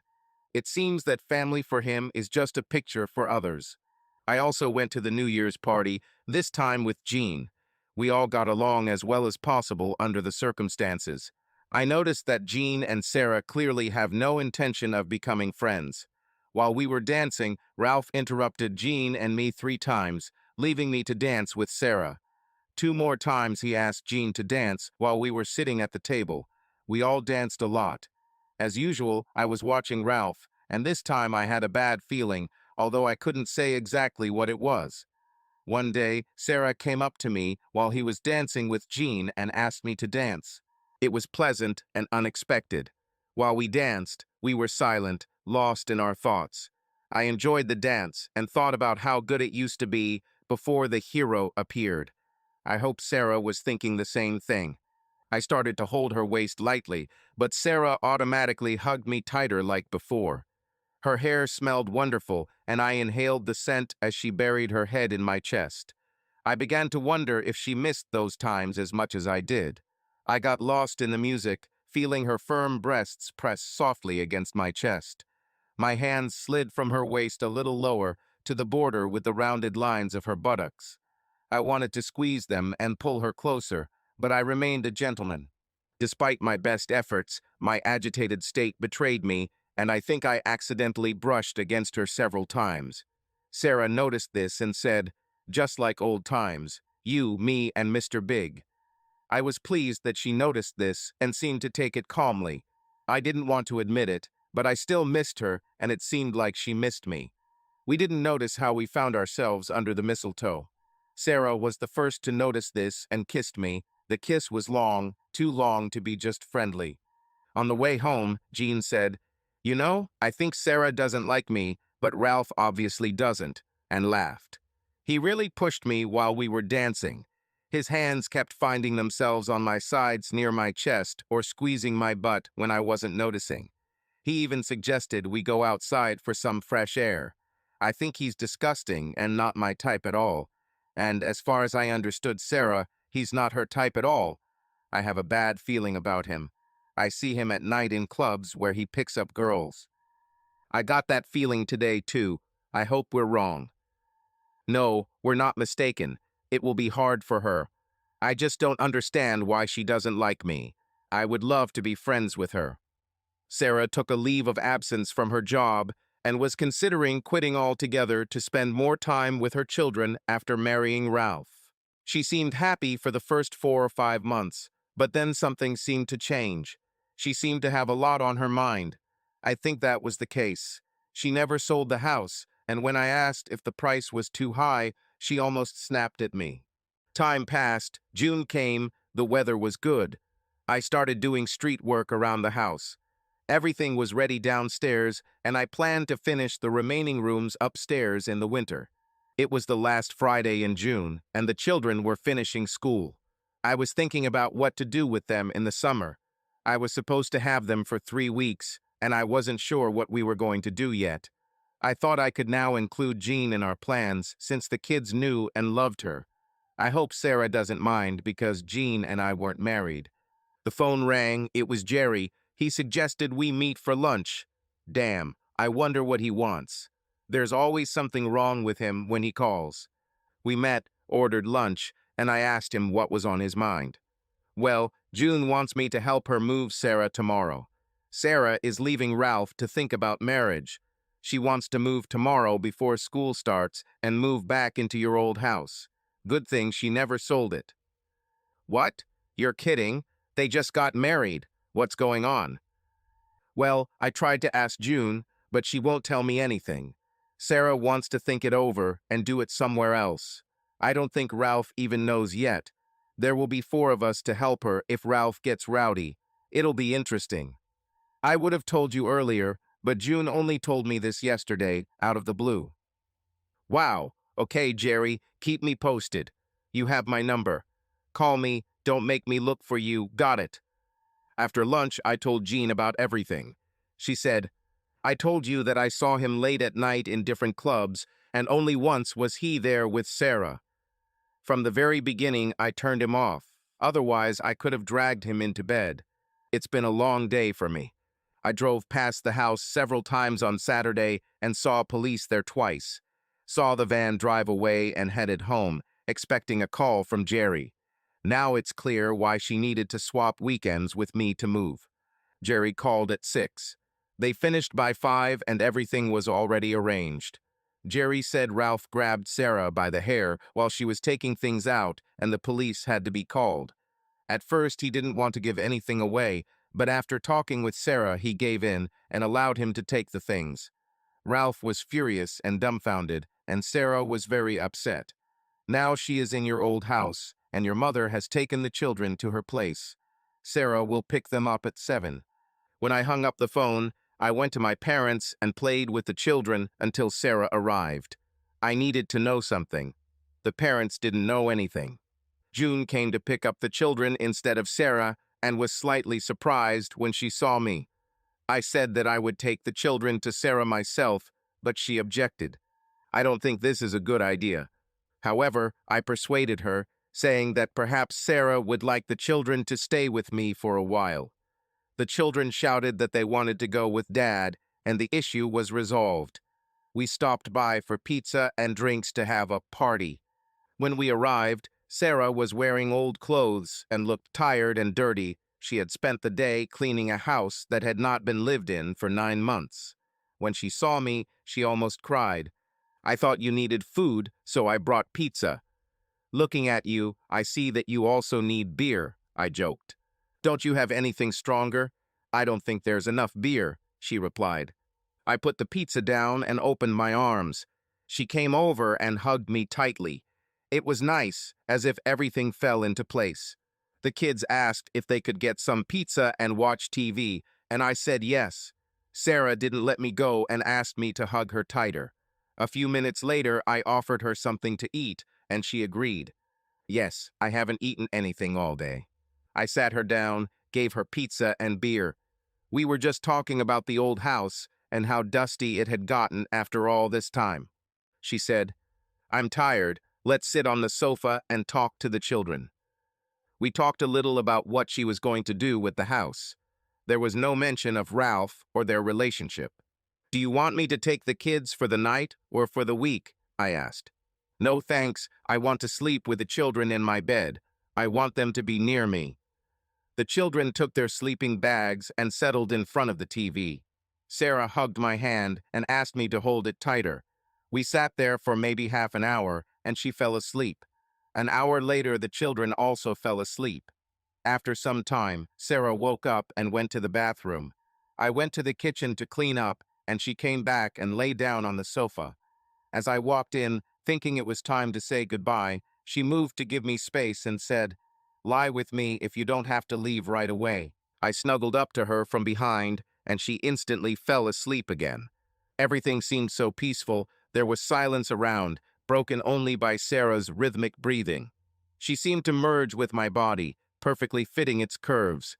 I watched her chest rise and fall with each breath.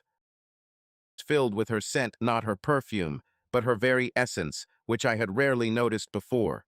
Lying next to her, I could almost feel my heart melting. Was it pity for her difficulties? Or has my love for her risen to the surface of my consciousness again? Or maybe I was just excited. I couldn't figure out exactly what was causing these feelings, but that didn't change the fact that I felt something for her again. In her sleep, she turned and snuggled closer to my chest. At the same time, she pulled my hand and placed it on her chest, as we often did when we were together. I felt my body start to react, but I knew it wasn't the right time. Moreover, it seemed more like a reflex on her part than an invitation to intimacy. I lay there, turning baseball scores over in my head to distract myself, and must have dozed off. At midnight, I heard a knock on the door. When I opened it, Ralph was standing there and said he needed to talk to Sarah. She replied that she would be right out and went into the bathroom to wash and clean up a little. I slammed the door on Ralph and told him to wait. I then walked Sarah to the door and asked if she wanted me to go out with her. She replied that she could handle it herself, and I watched from the doorway. I saw her standing with her arms crossed while they were talking. I didn't hear what she said, but I caught a few words from him. He asked, "Why?" 10 minutes later, I noticed how he grabbed her and began to pull her towards his car, and she began to resist. Then I ran out of the house. When he saw me, he stopped. Sarah, stepping back, told him, "Just give me some time. I'll talk to you in a couple of weeks." "Nonsense. You are my wife, and you should come home with me right now." "But you know that won't happen, so just go home and I'll call you in a few weeks to talk." "I'm not leaving here without you and the children. We're married, okay? We are family." I couldn't stand his antics anymore. He came close and, looking him straight in the eyes, said, "Listen, Ralph, either you leave right now or we will fight and you will end up in the hospital. Do you want this to happen? Just give me a reason." He began to walk in front of me, sticking out his chest like an important peacock, and then turned to Sarah. "Okay, call me whenever you want to talk. But if you don't call soon, I'll come for you myself and drag you and the children back." I stood in front of him again and screamed right in his face, "If you lay a finger on the children, you're dead, Ralph." He retreated. As he walked out to the car, he said to Sarah, "Call me before I come for you. You can't hide from me." After that, he got into the car and drove away. Sarah was shaking as we re-entered the house and locked the door. She said, "Don't ask me any questions now. I will tell you everything in time. Sarah, there will be trouble if he ever goes near the children." "I know that. I love children just like you. Don't worry, everything will be fine. Just give me time to think, please." We returned to the sofa, but she put on a nightgown and brought us a blanket. In the morning, she ate almost nothing for breakfast, so we went to a cafe for breakfast and then went shopping. When she returned, she put the chicken in the oven and asked me to stay for dinner. We helped her take apart the furniture while the chicken was baking. Together, they made beds for the children and her. She made a to-do list: connect the phone line and cable TV. Later, June and Jerry came to visit us with their children. While the kids played, Jerry and I went to get some beer, giving Sarah and June a chance to talk privately. When we returned, the girls continued cleaning with our help, and then let us watch the baseball game while they chatted again in the other room. At 8 o'clock, June left with Jerry and the children, and Sarah and I put the children to bed together at 9:30. Sarah asked if I could stay for a few days. I wasn't sure why this was needed, perhaps for protection if this hero showed up again. But I also thought that maybe she was just happy to be around me again. Perhaps she was beginning to realize that the grass wasn't so green on the other side. I went home to get some clothes and returned at 11. Sarah had already prepared the sofa for me, and I went to bed alone. Well, she needs me, I thought. To my surprise, an hour later she came out and asked me to go to bed with her because she was scared. I agreed, and we fell asleep together. In the morning, she prepared breakfast for us, leaving the children to sleep since they were on vacation. I drove to work and promised that I would call about cable and phone. She kissed me goodbye and thanked me for staying with them. At work, I told Jean everything that happened, and she was surprised. She said, "I don't understand how she could stay with him for so long." After work, I went home to get some clothes, put them in a suitcase, and went to our old house. When I arrived, Sarah looked worried, thinking that something bad might have happened or that I had changed my mind. She didn't know that I had stopped at home to get my things and was worried that I was late. Sarah bought a grill and some steaks, which I cooked for dinner. All our bikes were still there, and the whole family went for a bike ride after dinner. The children were tired after an active day and went to bed early. Sarah and I settled down on the couch, and she immediately fell asleep on my lap. It was starting to become a habit that I clearly enjoyed. After the news, I carried her to bed. As soon as she woke up, she undressed and climbed under the covers, and I lay down next to her. She snuggled up to me again, and we immediately fell asleep. I think we were both exhausted. On Tuesday, we had dinner at June's. On Wednesday, I grilled again. On Thursday, she cooked. And on Friday, I took her to the restaurant while June babysat. After dinner, we went out for drinks and dancing. While we were dancing, she said that she had a desire, but even if she falls asleep, don't even think about undressing her, because she still won't be able to control herself. She laughed. Teasing her, I said, well, on the way home, we'll stop at the video store and buy you some toys. I don't need toys, I need real things, she said, clinging to me. When we approached the table, she asked, how are you and Jean? Everything is fine with us, and I began to see her more often because winter is over and I am less busy at home. Will you show me the house someday? Of course, I'll take you and the children there and show you what a good master I am. Can we dance some more? I love it when you hold me so tightly. I haven't felt that bulging hint of yours for a long time, she laughed. We hit the dance floor just in time for a slow song. She wrapped her arms around my shoulders and pressed herself against me.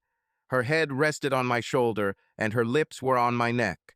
Her breath tickled the skin, causing slight goosebumps.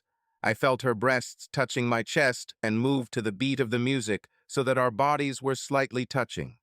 My hands rested on her hips and then on the roundness of her buttocks, pulling her towards me with light pressure. I could feel our excitement growing. We danced like this for several songs, and both of us seemed to unspokenly understand that it was time to stop so as not to go further than necessary. When we got home, I checked on the kids while June and Sarah talked. Sarah then checked on the kids and changed into her tracksuit while I chatted with June. After she left, Sarah said, I feel safe in sweatpants. The nightie would be too provocative for you. We spent the evening hugging and kissing, but there was no sex in bed. The next day, she was connected to a telephone and cable television. Sarah spoke to Ralph on the phone 2 or 3 times a day. I asked Jean to be on the lookout and let me know if she saw him anywhere. She said he still goes to nightlife spots and looks for women. On Wednesday, Sarah said she was going to talk to Ralph on Friday and to me on Saturday. She asked me to be nearby, but not in the house, when she spoke to him. She didn't want me to hear their conversation, but she felt she needed my presence for safety. She promised to explain everything later. She bought a remote control key fob similar to the ones older people use to call for help, but it turned on the porch light. She said, if you see the light, come immediately. I said I didn't like it, but she insisted. On Friday night, I borrowed a car so Ralph was mine and parked a little further from the house. From my position, I could see the kitchen and could watch them as long as they remained in sight. They talked, Ralph looked irritated and often walked around the kitchen. Around 11, Sarah came to the door to see him out, but he clearly didn't want to leave. I debated whether to intervene, but Sarah didn't turn on the light.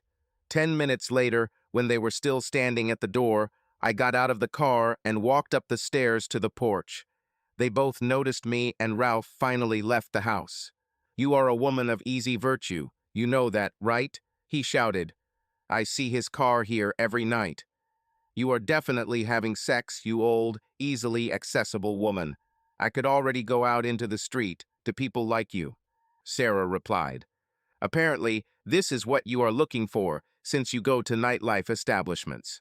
Don't you dare bring me or John down to your level. And for your information, we didn't have any sex. The girls I talked to just want to dance, no sex. Yes, of course, Ralph. My lawyer will contact you shortly. Try to be civilized. Civilized. I will see you and the children dead before I let you go. That's when I lost control. I grabbed him and threw him to the ground. He made the mistake of trying to get up and attack me from the ground. I kneed him in the face and he fell back, apparently with a broken nose. He stood up and rushed at me with his fists, but I struck several times first, and he ended up on the ground again. He tried to attack me from the ground again, and I again kneed him in the side of his face, and he fell. I sat on his chest and started hitting him in the face one after another. I was barely aware that Sarah was running up behind me, trying to pull me away, screaming, "Enough, enough, you will kill him." When I stopped and stood up, he was unconscious. We called the police while he lay there for about 5 minutes, and then they arrived. I told the police that he threatened my wife and children and said that he would kill them. He denied everything and said that he didn't say anything like that, but Sarah confirmed my words. We wanted to get a protection order, but we were told that we would have to go to court to do this. For now, the police have warned him to stay away or he'll end up in jail. They compiled a report with both versions, his words and ours. We'll have to sort it out in court. We were both issued summonses to appear at the hearing. At home, Sarah said, "I need a drink and to cool down. Then I'll tell you everything. I just need a few minutes to calm down." "Take as much time as you need," I said, still on edge. "I'll tell you one thing. If he or you or the kids again, I will kill that bastard. How dare he interfere with my children? He has no rights to them at all. And then this hero threatens a woman. What a hero he is. Who does he think he is? Damn, I need time to calm down too. I'm on edge." Sarah came over and hugged me, saying, "We're both on edge. We just need to relax, or we might do something we regret." We went for a walk for an hour to burn off some pent-up energy and then returned home. She brought me a beer and a glass of water for herself, and we sat down on the sofa. "Well, I better tell you the whole story now. I'll try to be completely honest. I hurt you greatly and was not always faithful to you, but now I will tell you everything. Some things will hurt you, but I want you to know everything so that there are no secrets between us. Since we got married, I wrote Ralph about 50 letters over 10 years. He wrote me 200, maybe 300 letters, and of course, I didn't answer all of them. I still have those letters. I don't know why I saved them, but I did. You can read them at any time. He wrote me many more letters than I wrote him. In the beginning, most of his letters were trying to persuade me to meet him to have sex. After 25 letters, he realized that I was not going to come to him for sex and changed tactics. He started acting nice, saying how beautiful I am, how he misses me and loves me. He wrote that if I weren't married, he would have come right away and married me. I didn't see that it was a game on his part. I know I was wrong to answer his letters, but I knew I would never meet him to have sex, so I continued to write every few months. It was like my little fantasy world. Everything was unreal. I never told him I loved him, but I think to some extent I reassured him. For the first few years, I was young and didn't understand anything, and I was angry at you for knocking me up. After our second child and the way we settled into our family life, I realized how wonderful you are and how lucky I am. My letters to him slowed down. I wrote to him about once every 6 months for 3 years. But then you pissed me off with something, and just then I received another letter from him. Then I started answering him once a month, but just as a friend. I think I made a mistake by telling him why I was angry with you. I think it was when Jean started working for you and you kept talking about her and her college education. This infuriated me terribly, and I began to answer him much more often. Again, I made the mistake of telling him about her. He saw this as a chance, and now in all his letters he wrote about her and claimed that you were holy shit with her. John, you have to understand that I was out of my mind at the time. At some point I stopped answering his letters, but then I started again because you kept talking about Jean. I don't think you realized how many times you said her name, but it drove me crazy because she had an education and I didn't because you made me a mother. Then I finally got angry with you. Well, then his high school reunion was coming up, and he was going to it. I decided I could meet him for coffee to talk it out and get this out of my head, maybe complain about you. And then June suggested that we girls go to the homecoming, and I began to think that I could fulfill my fantasies by spending the entire evening dancing with him. It seemed like a good idea until I found out how much your sister had a crush on Jack, and it turned everything upside down. Before I knew it, I was already planning to spend the night with him and have sex. It gave me a terrible feeling of guilt, but you made me so angry and jealous that in my anger I simply took it out on you. But I still hesitated. However, in one of my letters I told Ralph that you drove Jean home and said that her roommates put her to bed. I also mentioned the 4th of July when you were together. Ralph said you're making this up and that she probably lives alone and you sleep with her at lunchtime. I swallowed it all like a fool. I think I really believed him, and that pushed me to meet him. Well, your sister and I thought it over and decided to get a separate room to cover ourselves while we hung out with the guys. I had sex with Ralph 3 times that night and again in the morning before I left. I didn't know he left so many marks on me until I met June. I was angry when I realized that he was specifically targeting me to humiliate you, but then I realized that I had left marks on him too. Then I finally realized how confusing and disgusting it all was. I wore a yellow suit, but it showed off all the bites, so when we were about to leave the motel for a beer party, I told June I would meet her there because I needed to stop at Walmart for some jeans. Ralph gave me his t-shirt the night before to cover everything but my neck, and then I threw on a scarf. I didn't know anything about what happened to June, otherwise I would have gone to the hospital with her. You showed up, and I was glad that you didn't see us together when I came out of the toilet. After you left, Ralph took me into the forest, and I gave him pleasure. When it was time to leave, Ralph and I had sex in my car twice. Other guys would come over and shake the car or look inside, but by then I was too drunk to pay attention. That bastard even dared to ask me to please his friend Earl. Crap. Even then I should have realized that he was a complete scoundrel, but I was still head over heels in love with him.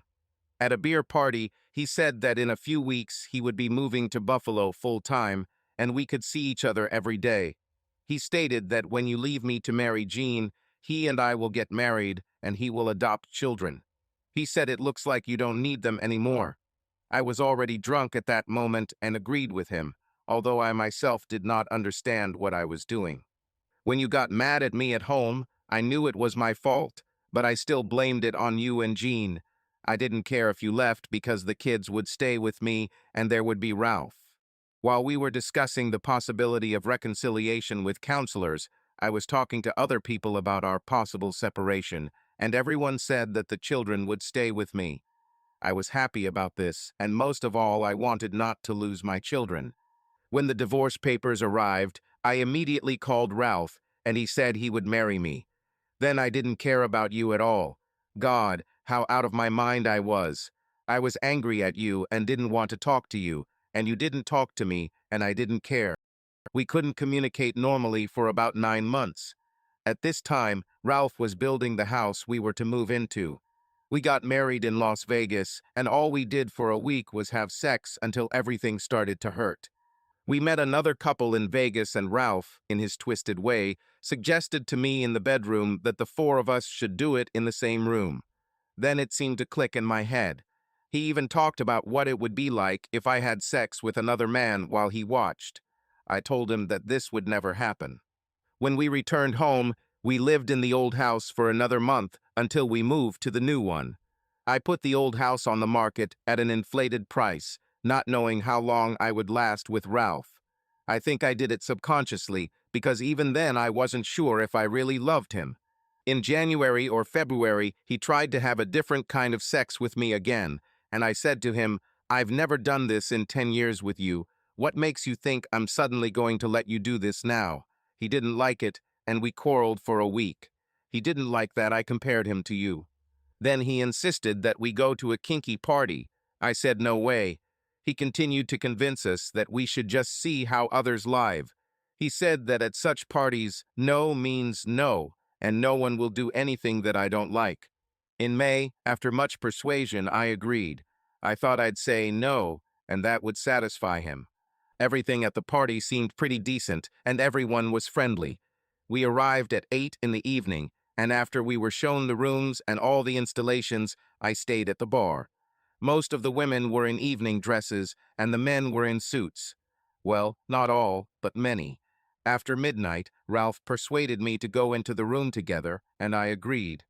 By that point, the drink and the atmosphere had already gotten the better of me. So many people in beautiful clothes, flirting and making advances, fueled my desire.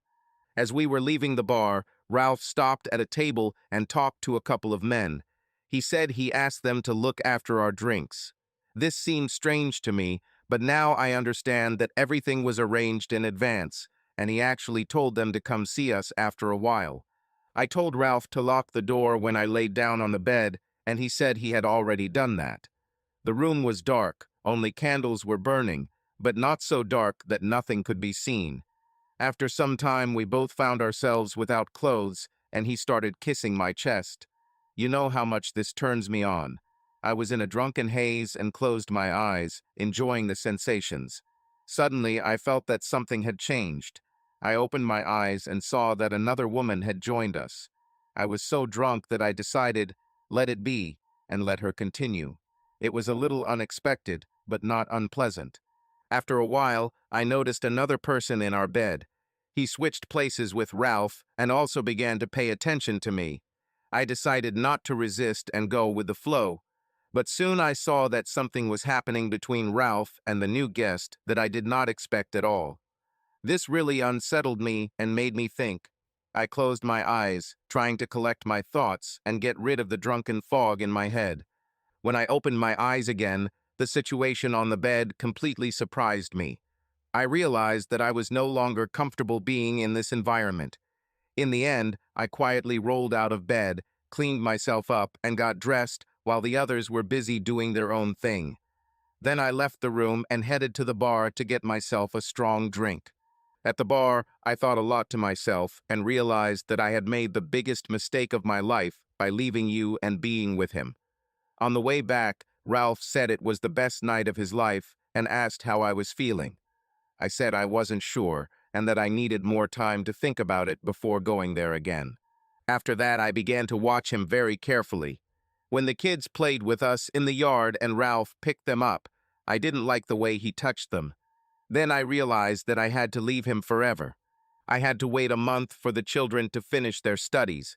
I decided that I would never leave the children alone with Ralph as long as I lived. I just didn't trust him. I didn't want to tell anyone about my fears. I knew that I could handle Ralph on my own. I had to stay with him and have sex so he wouldn't suspect anything. I didn't want to tell you, otherwise you would have taken the children from me. I kept them with me all the time so that nothing would happen to them. I really don't believe he could do anything with them, but I couldn't risk it. She fell into my arms, sobbing so hard that her body was shaking. I tried to calm her down as best I could. What a story! She went through hell thinking about what could have happened to the children. Now I began to wonder if he could do something similar.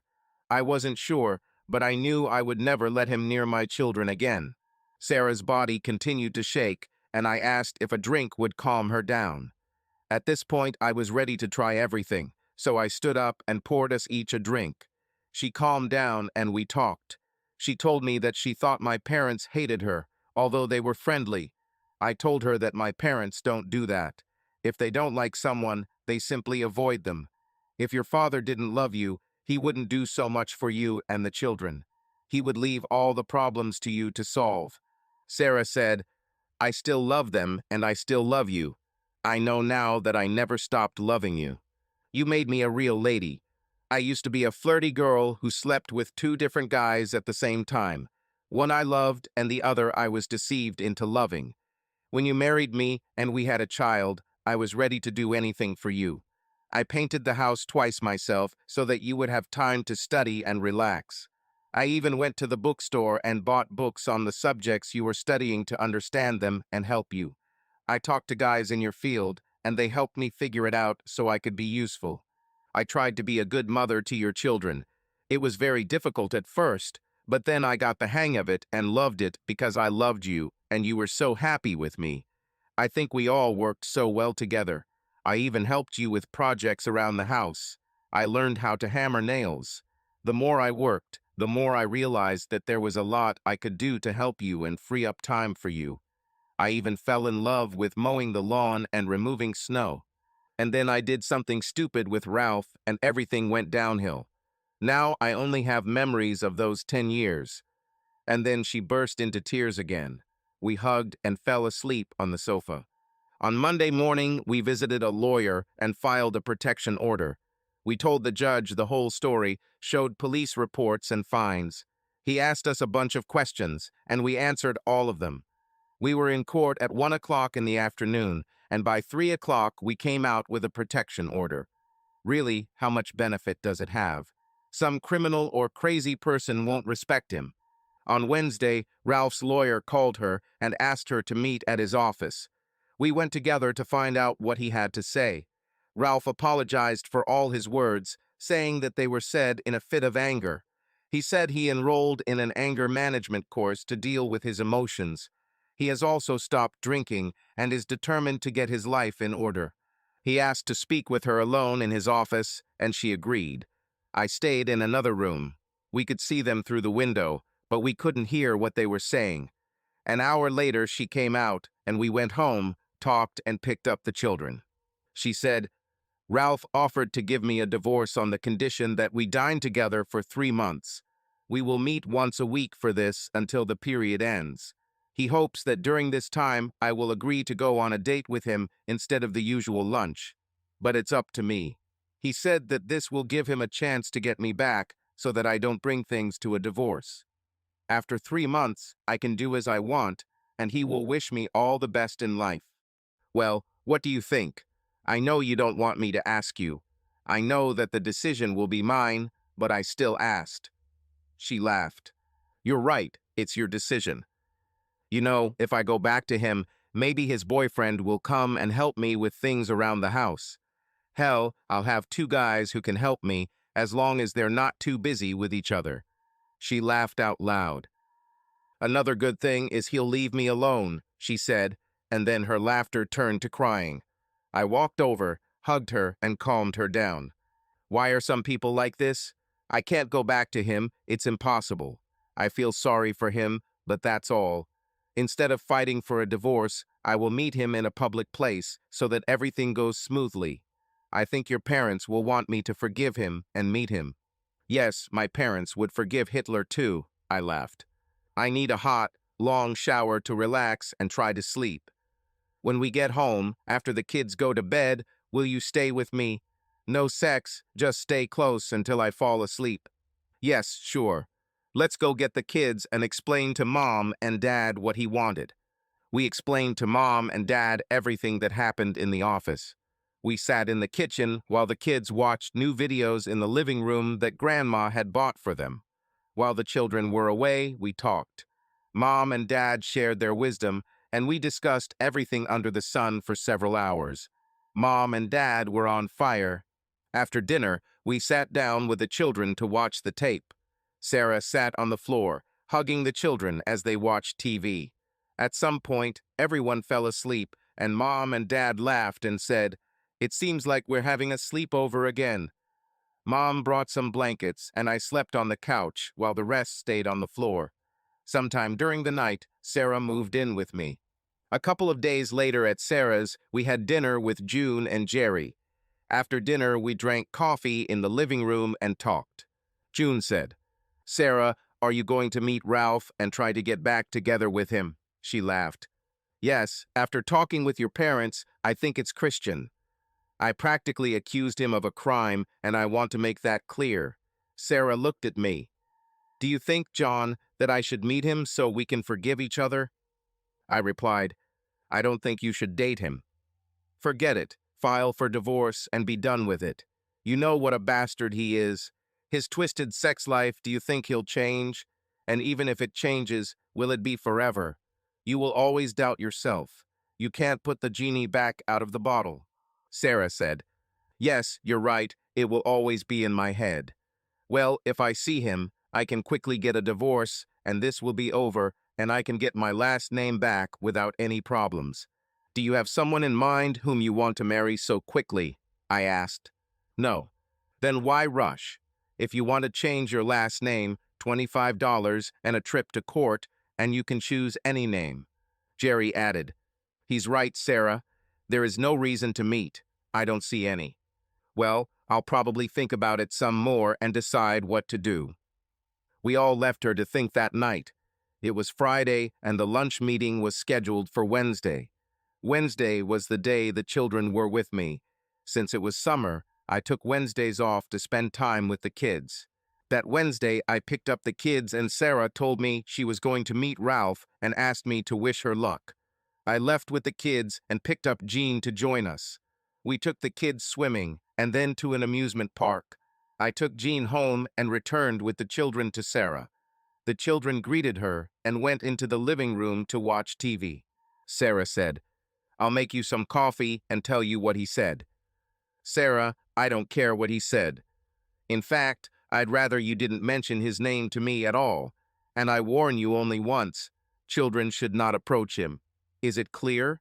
She left upset, and I heard her crying. I don't know if she thought that I was so religious that I could forgive him, but that was completely out of the question. The seed was sown, and she did it. It will never go away.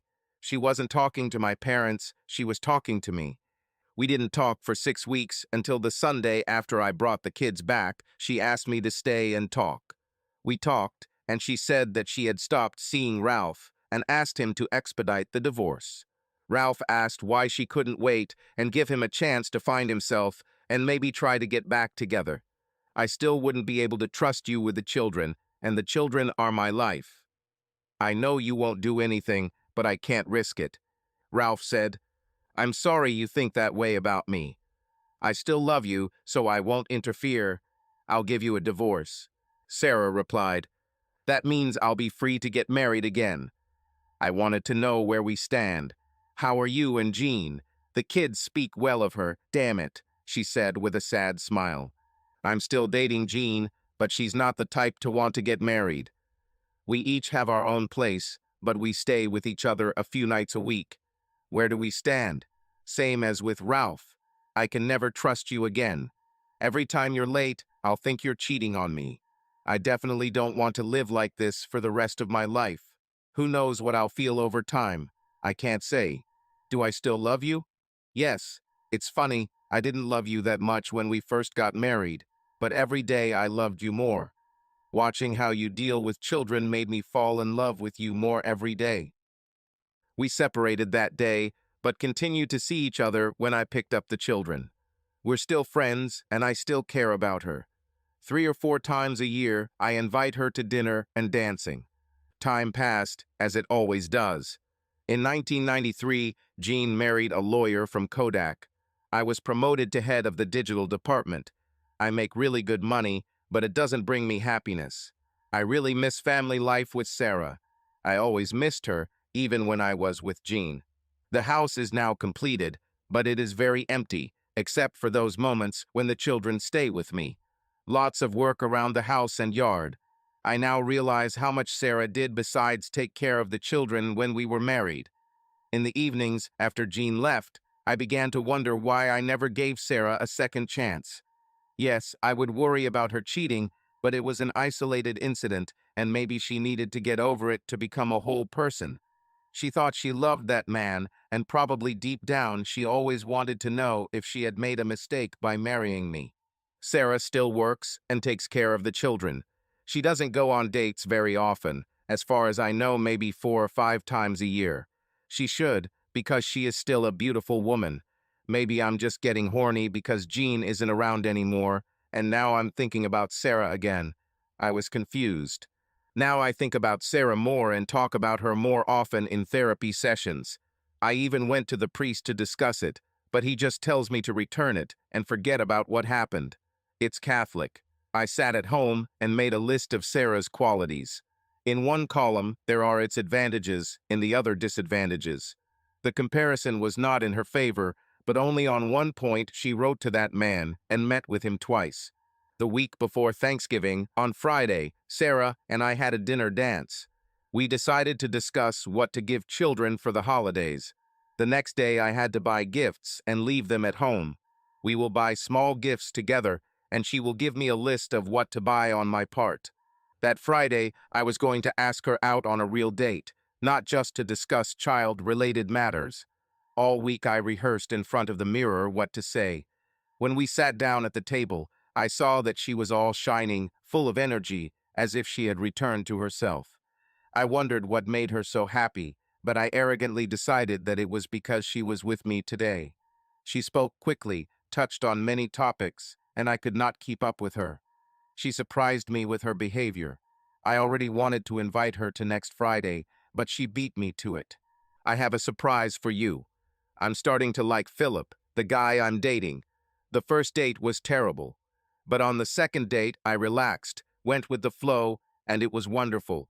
Just like our dates with you. I think I can move on, as you advised me. Wow, I didn't know you even dated. I felt my face change, but I hoped she wouldn't notice. I tried to keep smiling, showing my teeth, so that she would think that I was happy for her. I've been on dates about 10 to 20 times since you left, but they weren't fun. I met this guy at work, and we've already dated 3 times. We'll have a 4th date on Saturday. Philip is so nice. He is quiet, doesn't drink, and doesn't smoke. He doesn't like that I smoke, but because of my nerves with him, I started smoking even more. I hope I don't lose him because of this. I'll give it up if he wants it, but he'll have to push me to do it. Wow, quit smoking. Damn. This guy must be something special. I could never get you to quit. Must be true love, I joked. I know, I feel like a teenager.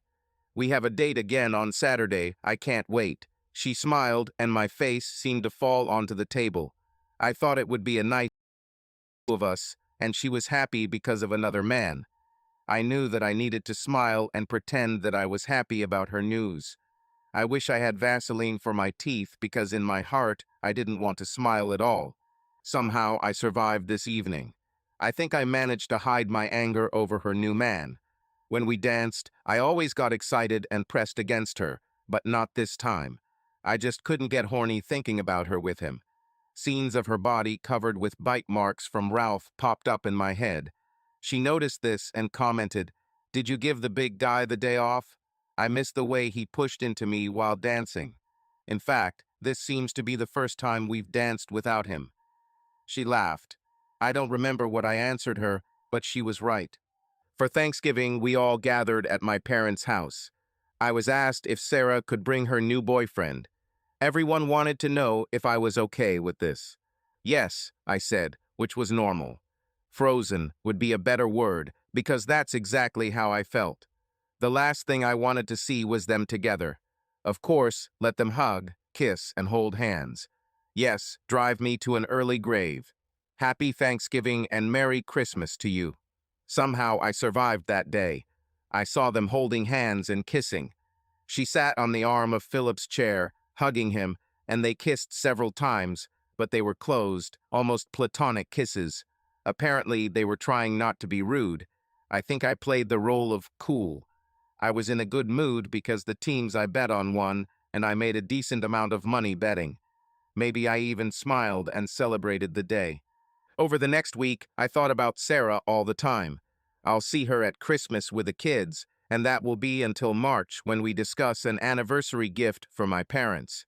I thought I could use this day as an opportunity to meet her if she agreed, although perhaps she will start taking her boyfriend with her to our meetings. Just then she called me and asked if I could meet her on Friday as she needed to talk to me about something. I said that, of course, we could have dinner together. She replied that it was a good idea and added that she also wanted to dance. I picked her up at home. The children were happy that we were going somewhere. June was also there to look after them. While we were driving to the restaurant, she talked about her work and what was new with the children. I tried to understand what was on her mind, but I could not determine anything specific. Maybe she wants to marry Philip and ask me to be best man. Damn, I was going crazy with guesses. After the waiter took our order, she said, "Well, I think I should immediately tell you why I wanted to meet and ask you one question. I haven't gone out on New Year's Eve for 4 years. For 4 years, I celebrated it only with my children, who always fall asleep before midnight. This year, I hoped that everything would be different because I am dating Philip. I thought it would be great, but then he called the other day and said that he was being sent on a business trip and would not be able to come. John, I cried so much. I already had reservations in the hotel's main ballroom for New Year's. I was hoping that this event would give me my zest for life again, And damn it, I don't want to sit at home. That's why I called you to dinner to ask, would you come with me? I would be very grateful if you agreed. I hope I'm not late and you don't have any plans yet. John, please come with me. I was shocked, but damn, it was good news. At least she wasn't planning on getting married. I think I was grinning from ear to ear, but I didn't want to show my joy right away. I wanted to jump up, spin her around, and shout to the whole world that I was going on a date with my ex-wife. Ha ha, but I pretended to think it over. When do you need an answer? Can I think about it? Of course, John, I don't want to rush you, but I will remember this for the rest of my life and will be eternally grateful to you. Our dinner had just arrived and the tension disappeared. We returned to our usual communication. After dinner, while dancing, I discovered that Mr. Big had come to life as I hugged her. It seems she noticed this too and, clinging to me, joked. I'm glad to see that Mr. Big is among the living again, she laughed.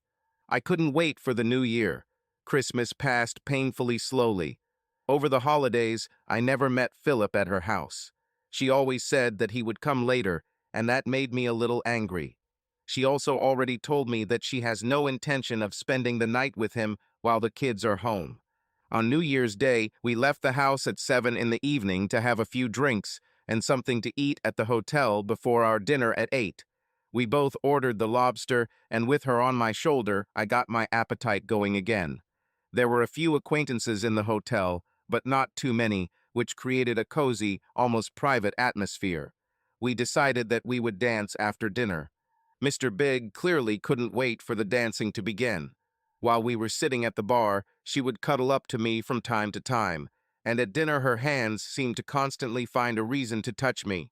I couldn't stop thinking how serious her feelings were for Philip.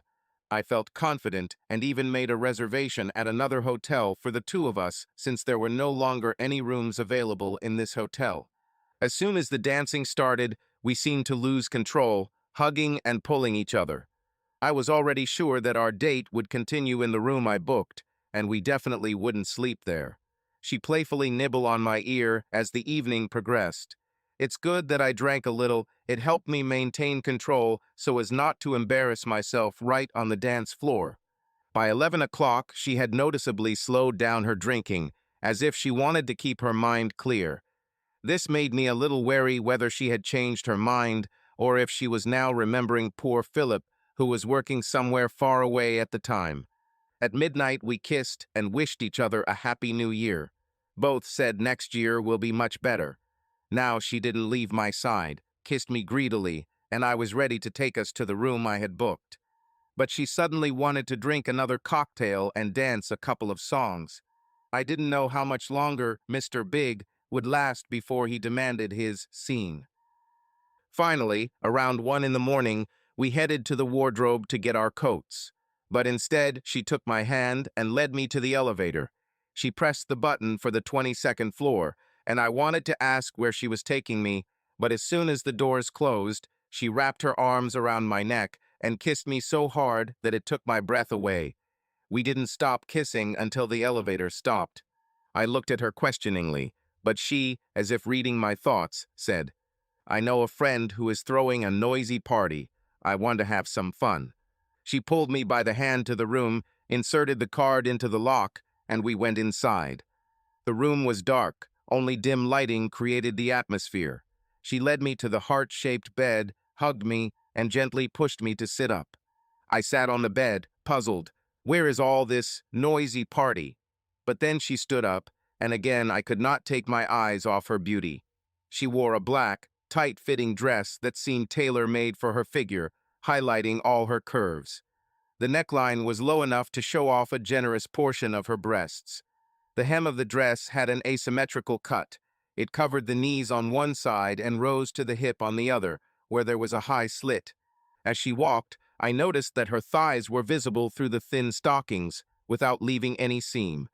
The shoes with thin straps and high 15-centimeter heels forced her calves to tense, making her legs even longer. Her hair, hanging loosely on her shoulders, sometimes hid her eyes, adding to the mystery. The makeup was done so skillfully that it seemed as if it was not there at all. She looked like she was from the cover of a fashion magazine. "Here it is, a party," she said with a sly smile. "Me, you, and Mr. Big. Will you join me tonight? Mr. Big clearly wants to have fun. He doesn't give me rest all night." I laughed. "Looks like we think alike. I also have a number on the other side of town." She laughed in response and walked over to her dresser, turning on soft music on the stereo. She then disappeared into the bathroom, telling me to make myself at home. I loosened my tie, undid a couple of buttons on my shirt, and threw my jacket over the back of the chair. I had just started to settle into the bed when the bathroom door opened. The bathroom door opened, and she walked out. She was wearing an incredible peignoir. Black is my favorite color for this type of linen. It was decorated with delicate lace around the edges and had one shoulder strap. The bottom of the peignoir barely covered her upper thighs, hiding only the essentials. The material was translucent, so that the contours of the body could be seen underneath. She was still wearing stockings and heels, which I adored, and under the peignoir I could see thin, elegant panties with lace trim, matching the top. She stopped a couple of steps from me and, spinning around, playfully asked, "Do you like it?" She turned around, showing off the outfit from all angles. Now it became clear that the panties were a thong, which she had never worn before. "I really like it. You combined all my favorite things in one look. I hope it works. I've been thinking about what to wear for weeks. I bought this set back in October and couldn't wait to wear it for you." She spoke as she approached me. This surprised me. Even in my slightly drunken state, I caught the hidden meaning in her words. She'd been thinking about this for weeks. She bought this outfit in October, so everything was planned long before that dinner. This gave me hope that I had a chance to get her back. But I knew now was not the time to think about it. I wanted one thing: to spend this night with the woman I loved. I stood up to meet her, grabbed her around the waist, and pulled her towards me. She put her hands on my face and kissed me tenderly. It was the kiss of love. We looked into each other's eyes for a few moments that seemed like an eternity, and then we started kissing again. This time our kisses became more passionate and greedy. She began to unbutton my shirt without leaving my lips. Meanwhile, my hands grabbed her buttocks, caressing them and pulling them towards me. As she took off my shirt, her hands quickly moved to the belt of my pants and then worked on the clasp and zipper. My trousers fell to the floor, and I easily stepped out of them to free myself. We didn't stop kissing. My hands also did not remain idle. While one continued to caress her thighs, the other stroked her breasts through the thin fabric. She moaned softly against my lips as she removed the last of my clothing. When I was completely naked, we hugged tightly. She kissed me with such fervor, it was as if we had been taken back to our youth. She pulled away and, looking into my eyes, asked, "Shall we dance a little? I missed the way you hugged me, especially like this without clothes." Instead of answering, I pulled her head to my shoulder and began to slowly sway to the music. We enjoyed the moment, feeling close to each other and feeling happy that we could hold each other in our arms. Her hands slid from my neck, and she slightly adjusted the hem of my negligee before wrapping her arms around me again. We continued to move to the beat of the music, staying in each other's arms and feeling each other's warmth. It was something special. We were focused only on our feelings and on this beautiful moment. With a gentle touch, I helped her free herself from her peignoir, leaving her wearing only stockings and shoes. We continued to dance, feeling each other as if the music was connecting us. Our rhythm quickened a little, but the melody was still calm and gentle. Feeling that the time had come, I carefully led us to the bed, and we fell softly onto it together, still enjoying the warmth and closeness of each other. This moment was filled with tenderness and sincerity, and despite everything that was happening around, it was enough for us to just be together. If we continued dancing, we would have to wash the floor. With a grin, I noticed. She laughed quietly and replied, "Oh, that would be such a waste." As she lay on top of me, we started kissing again, and Sarah started kissing from my mouth to my neck and across my chest. I knew where she was going, and I didn't know how much more I could take. She slowly moved towards me, allowing her hands to feel my stomach and chest, as if trying to catch every detail and feel every curve. Her eyes shone with curiosity and attention, as if she was seeing me for the first time, studying my body, trying to understand every element of my being. Her touch was so light and soft that it seemed as if she wanted to remember every feature, every contour. She looked at me, captivating my eyes with her tenderness, and then slowly bent down and gently touched my body with her lips. Her tongue lightly touched the skin, creating a slight tingling sensation. Her movements were unhurried, as if she was enjoying every moment and was in no hurry to finish this process. Her smile was mischievous and slightly playful as she raised her head and looked into my eyes as if enjoying my reaction. She gradually intensified her touch. Her hands explored my body, giving me amazing sensations. She knew what she was doing and knew how to make me feel lost in the moment. As she rose a little higher, her hands moved smoothly and confidently over my skin, sometimes touching softly, sometimes a little more decisively, creating a harmony between tenderness and confidence. Her every gesture was filled with care and attention, and I felt her energy literally filling me, as if she was transferring her strength to me. My emotions grew with every touch of her, and I felt that I couldn't stand it for long. I warned her that my feelings were starting to get out of control, but her look said that she knew what she was doing. Her movements became a little faster, her energy intensified, as if she was trying to give me this moment of maximum pleasure. At some point, I just let go of control and surrendered to her movements, allowing myself to be completely vulnerable at that moment. She felt my state of mind and continued to accompany me, her movements coordinated with my every reaction. My body was shaking with emotion, and she seemed to be fueled by the moment, holding me back until the whole wave subsided, leaving me completely relaxed. I looked at her as she slowly stood up, her lips leaving kisses on my body, creating a feeling of warmth and affection. Her smile was soft and reassuring as she reached my face, placing a light kiss on my forehead. She stayed close, giving me a feeling of peace and closeness, and I felt her care envelop me, leaving me in this moment of complete calm and trust. When she came face to face with me, I whispered, "It was wonderful. I have never felt such emotions." She started stroking my hair and looked deep into my eyes, and we kissed the kiss that only two people who truly love each other have, the kiss of totality. I rolled over, placing her underneath me, and it was my turn to take control. Our kisses turned into gentle touches of the lips. I gently ran my lips over her cheek, then touched her earlobe. She flinched slightly as I exhaled softly in her ear. My lips slowly moved to the curve of her neck, and I kissed her there, leaving light touches as I felt her respond to my caresses. I continued to touch her gently with my lips, slowly moving downwards. I felt her arch as if she was offering herself to me. I held her close to me, feeling the warmth of her body and her desire to be closer. She closed her eyes, enjoying my every touch, and I hugged her, feeling the rhythm of her breathing. I kissed her shoulders and felt her relax and trust me. We were united in this moment, as if time had stopped and nothing existed except the two of us. Her hands pulled me closer, and I felt her gently touch my hair. Her gaze was filled with warmth, and when I met him, I saw how important we were to each other. After long minutes of mutual intimacy, I pulled her towards me, and we lay side by side, enjoying the peace and feeling of unity. I listened to her breathing and smelled the light scent of her perfume mixed with her natural scent. This moment was perfect. She dreamily opened her eyes and said, "It was wonderful. Could you stay with me? I want us to be together, to feel this closeness and unity."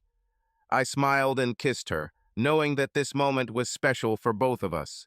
After a while, we lay naked, hugging each other. Sarah brought us a drink. We sipped our drinks and silently enjoyed the warm aftertaste of our lovemaking. It's funny, this feeling only comes when you make love, not just wild sex, but making love with someone you really love. We dozed off and slept in each other's arms. We woke up at noon, still tired but hungry. She took a shower while I ordered breakfast. Then I took a shower. When I came out, she was dressed in the same outfit, only without stockings, but she was hiding under the covers when the messenger came with breakfast. As we ate, I looked around and realized what a beautiful number it was, and I couldn't believe that she could get it in such a short time. I said, "This is a great number. I can't believe he's available." To be honest, I planned all this back in July. I made a few changes along the way, but last night everything came together so well, and it was the best night together we've ever had. It all seemed so strange to me. I needed to clarify the situation, understand where I was, and understand how I could get back the woman I loved. I said, "What happened to Philip? That was meant for him, and when he refused, was I replaced?" She laughed and explained, "Philip is a friend from work, and his wife died of cancer a year and a half ago. Some of us girls at work took him under our wing. We felt so sorry for him. We took turns helping the girls, taking them shopping and taking care of their mother's business. It helped them a lot, and now they are doing better. They are backing off and even chasing guys. I decided a while ago that I wanted you back, and I asked Philip to help me lure you into a trap, and he agreed. This year I saw in your eyes how much you miss me. You were like a little lost puppy looking for its mother. The children said that you asked them about me. You asked them if I kiss my boyfriends and hold their hands. Even the children said that you were acting strange, but they didn't want to tell you anything. I told the kids I have a plan to bring you home. I knew it would be easy to lure you into a trap. The night I told you that I was serious with Philip, I almost gave up. You looked so depressed. I almost cried because of you and wanted to stop everything. But deep down I knew I had to do it if we were ever going to get back together. That night you tried to smile, but the smile was immediately followed by sadness, and your face changed throughout the evening.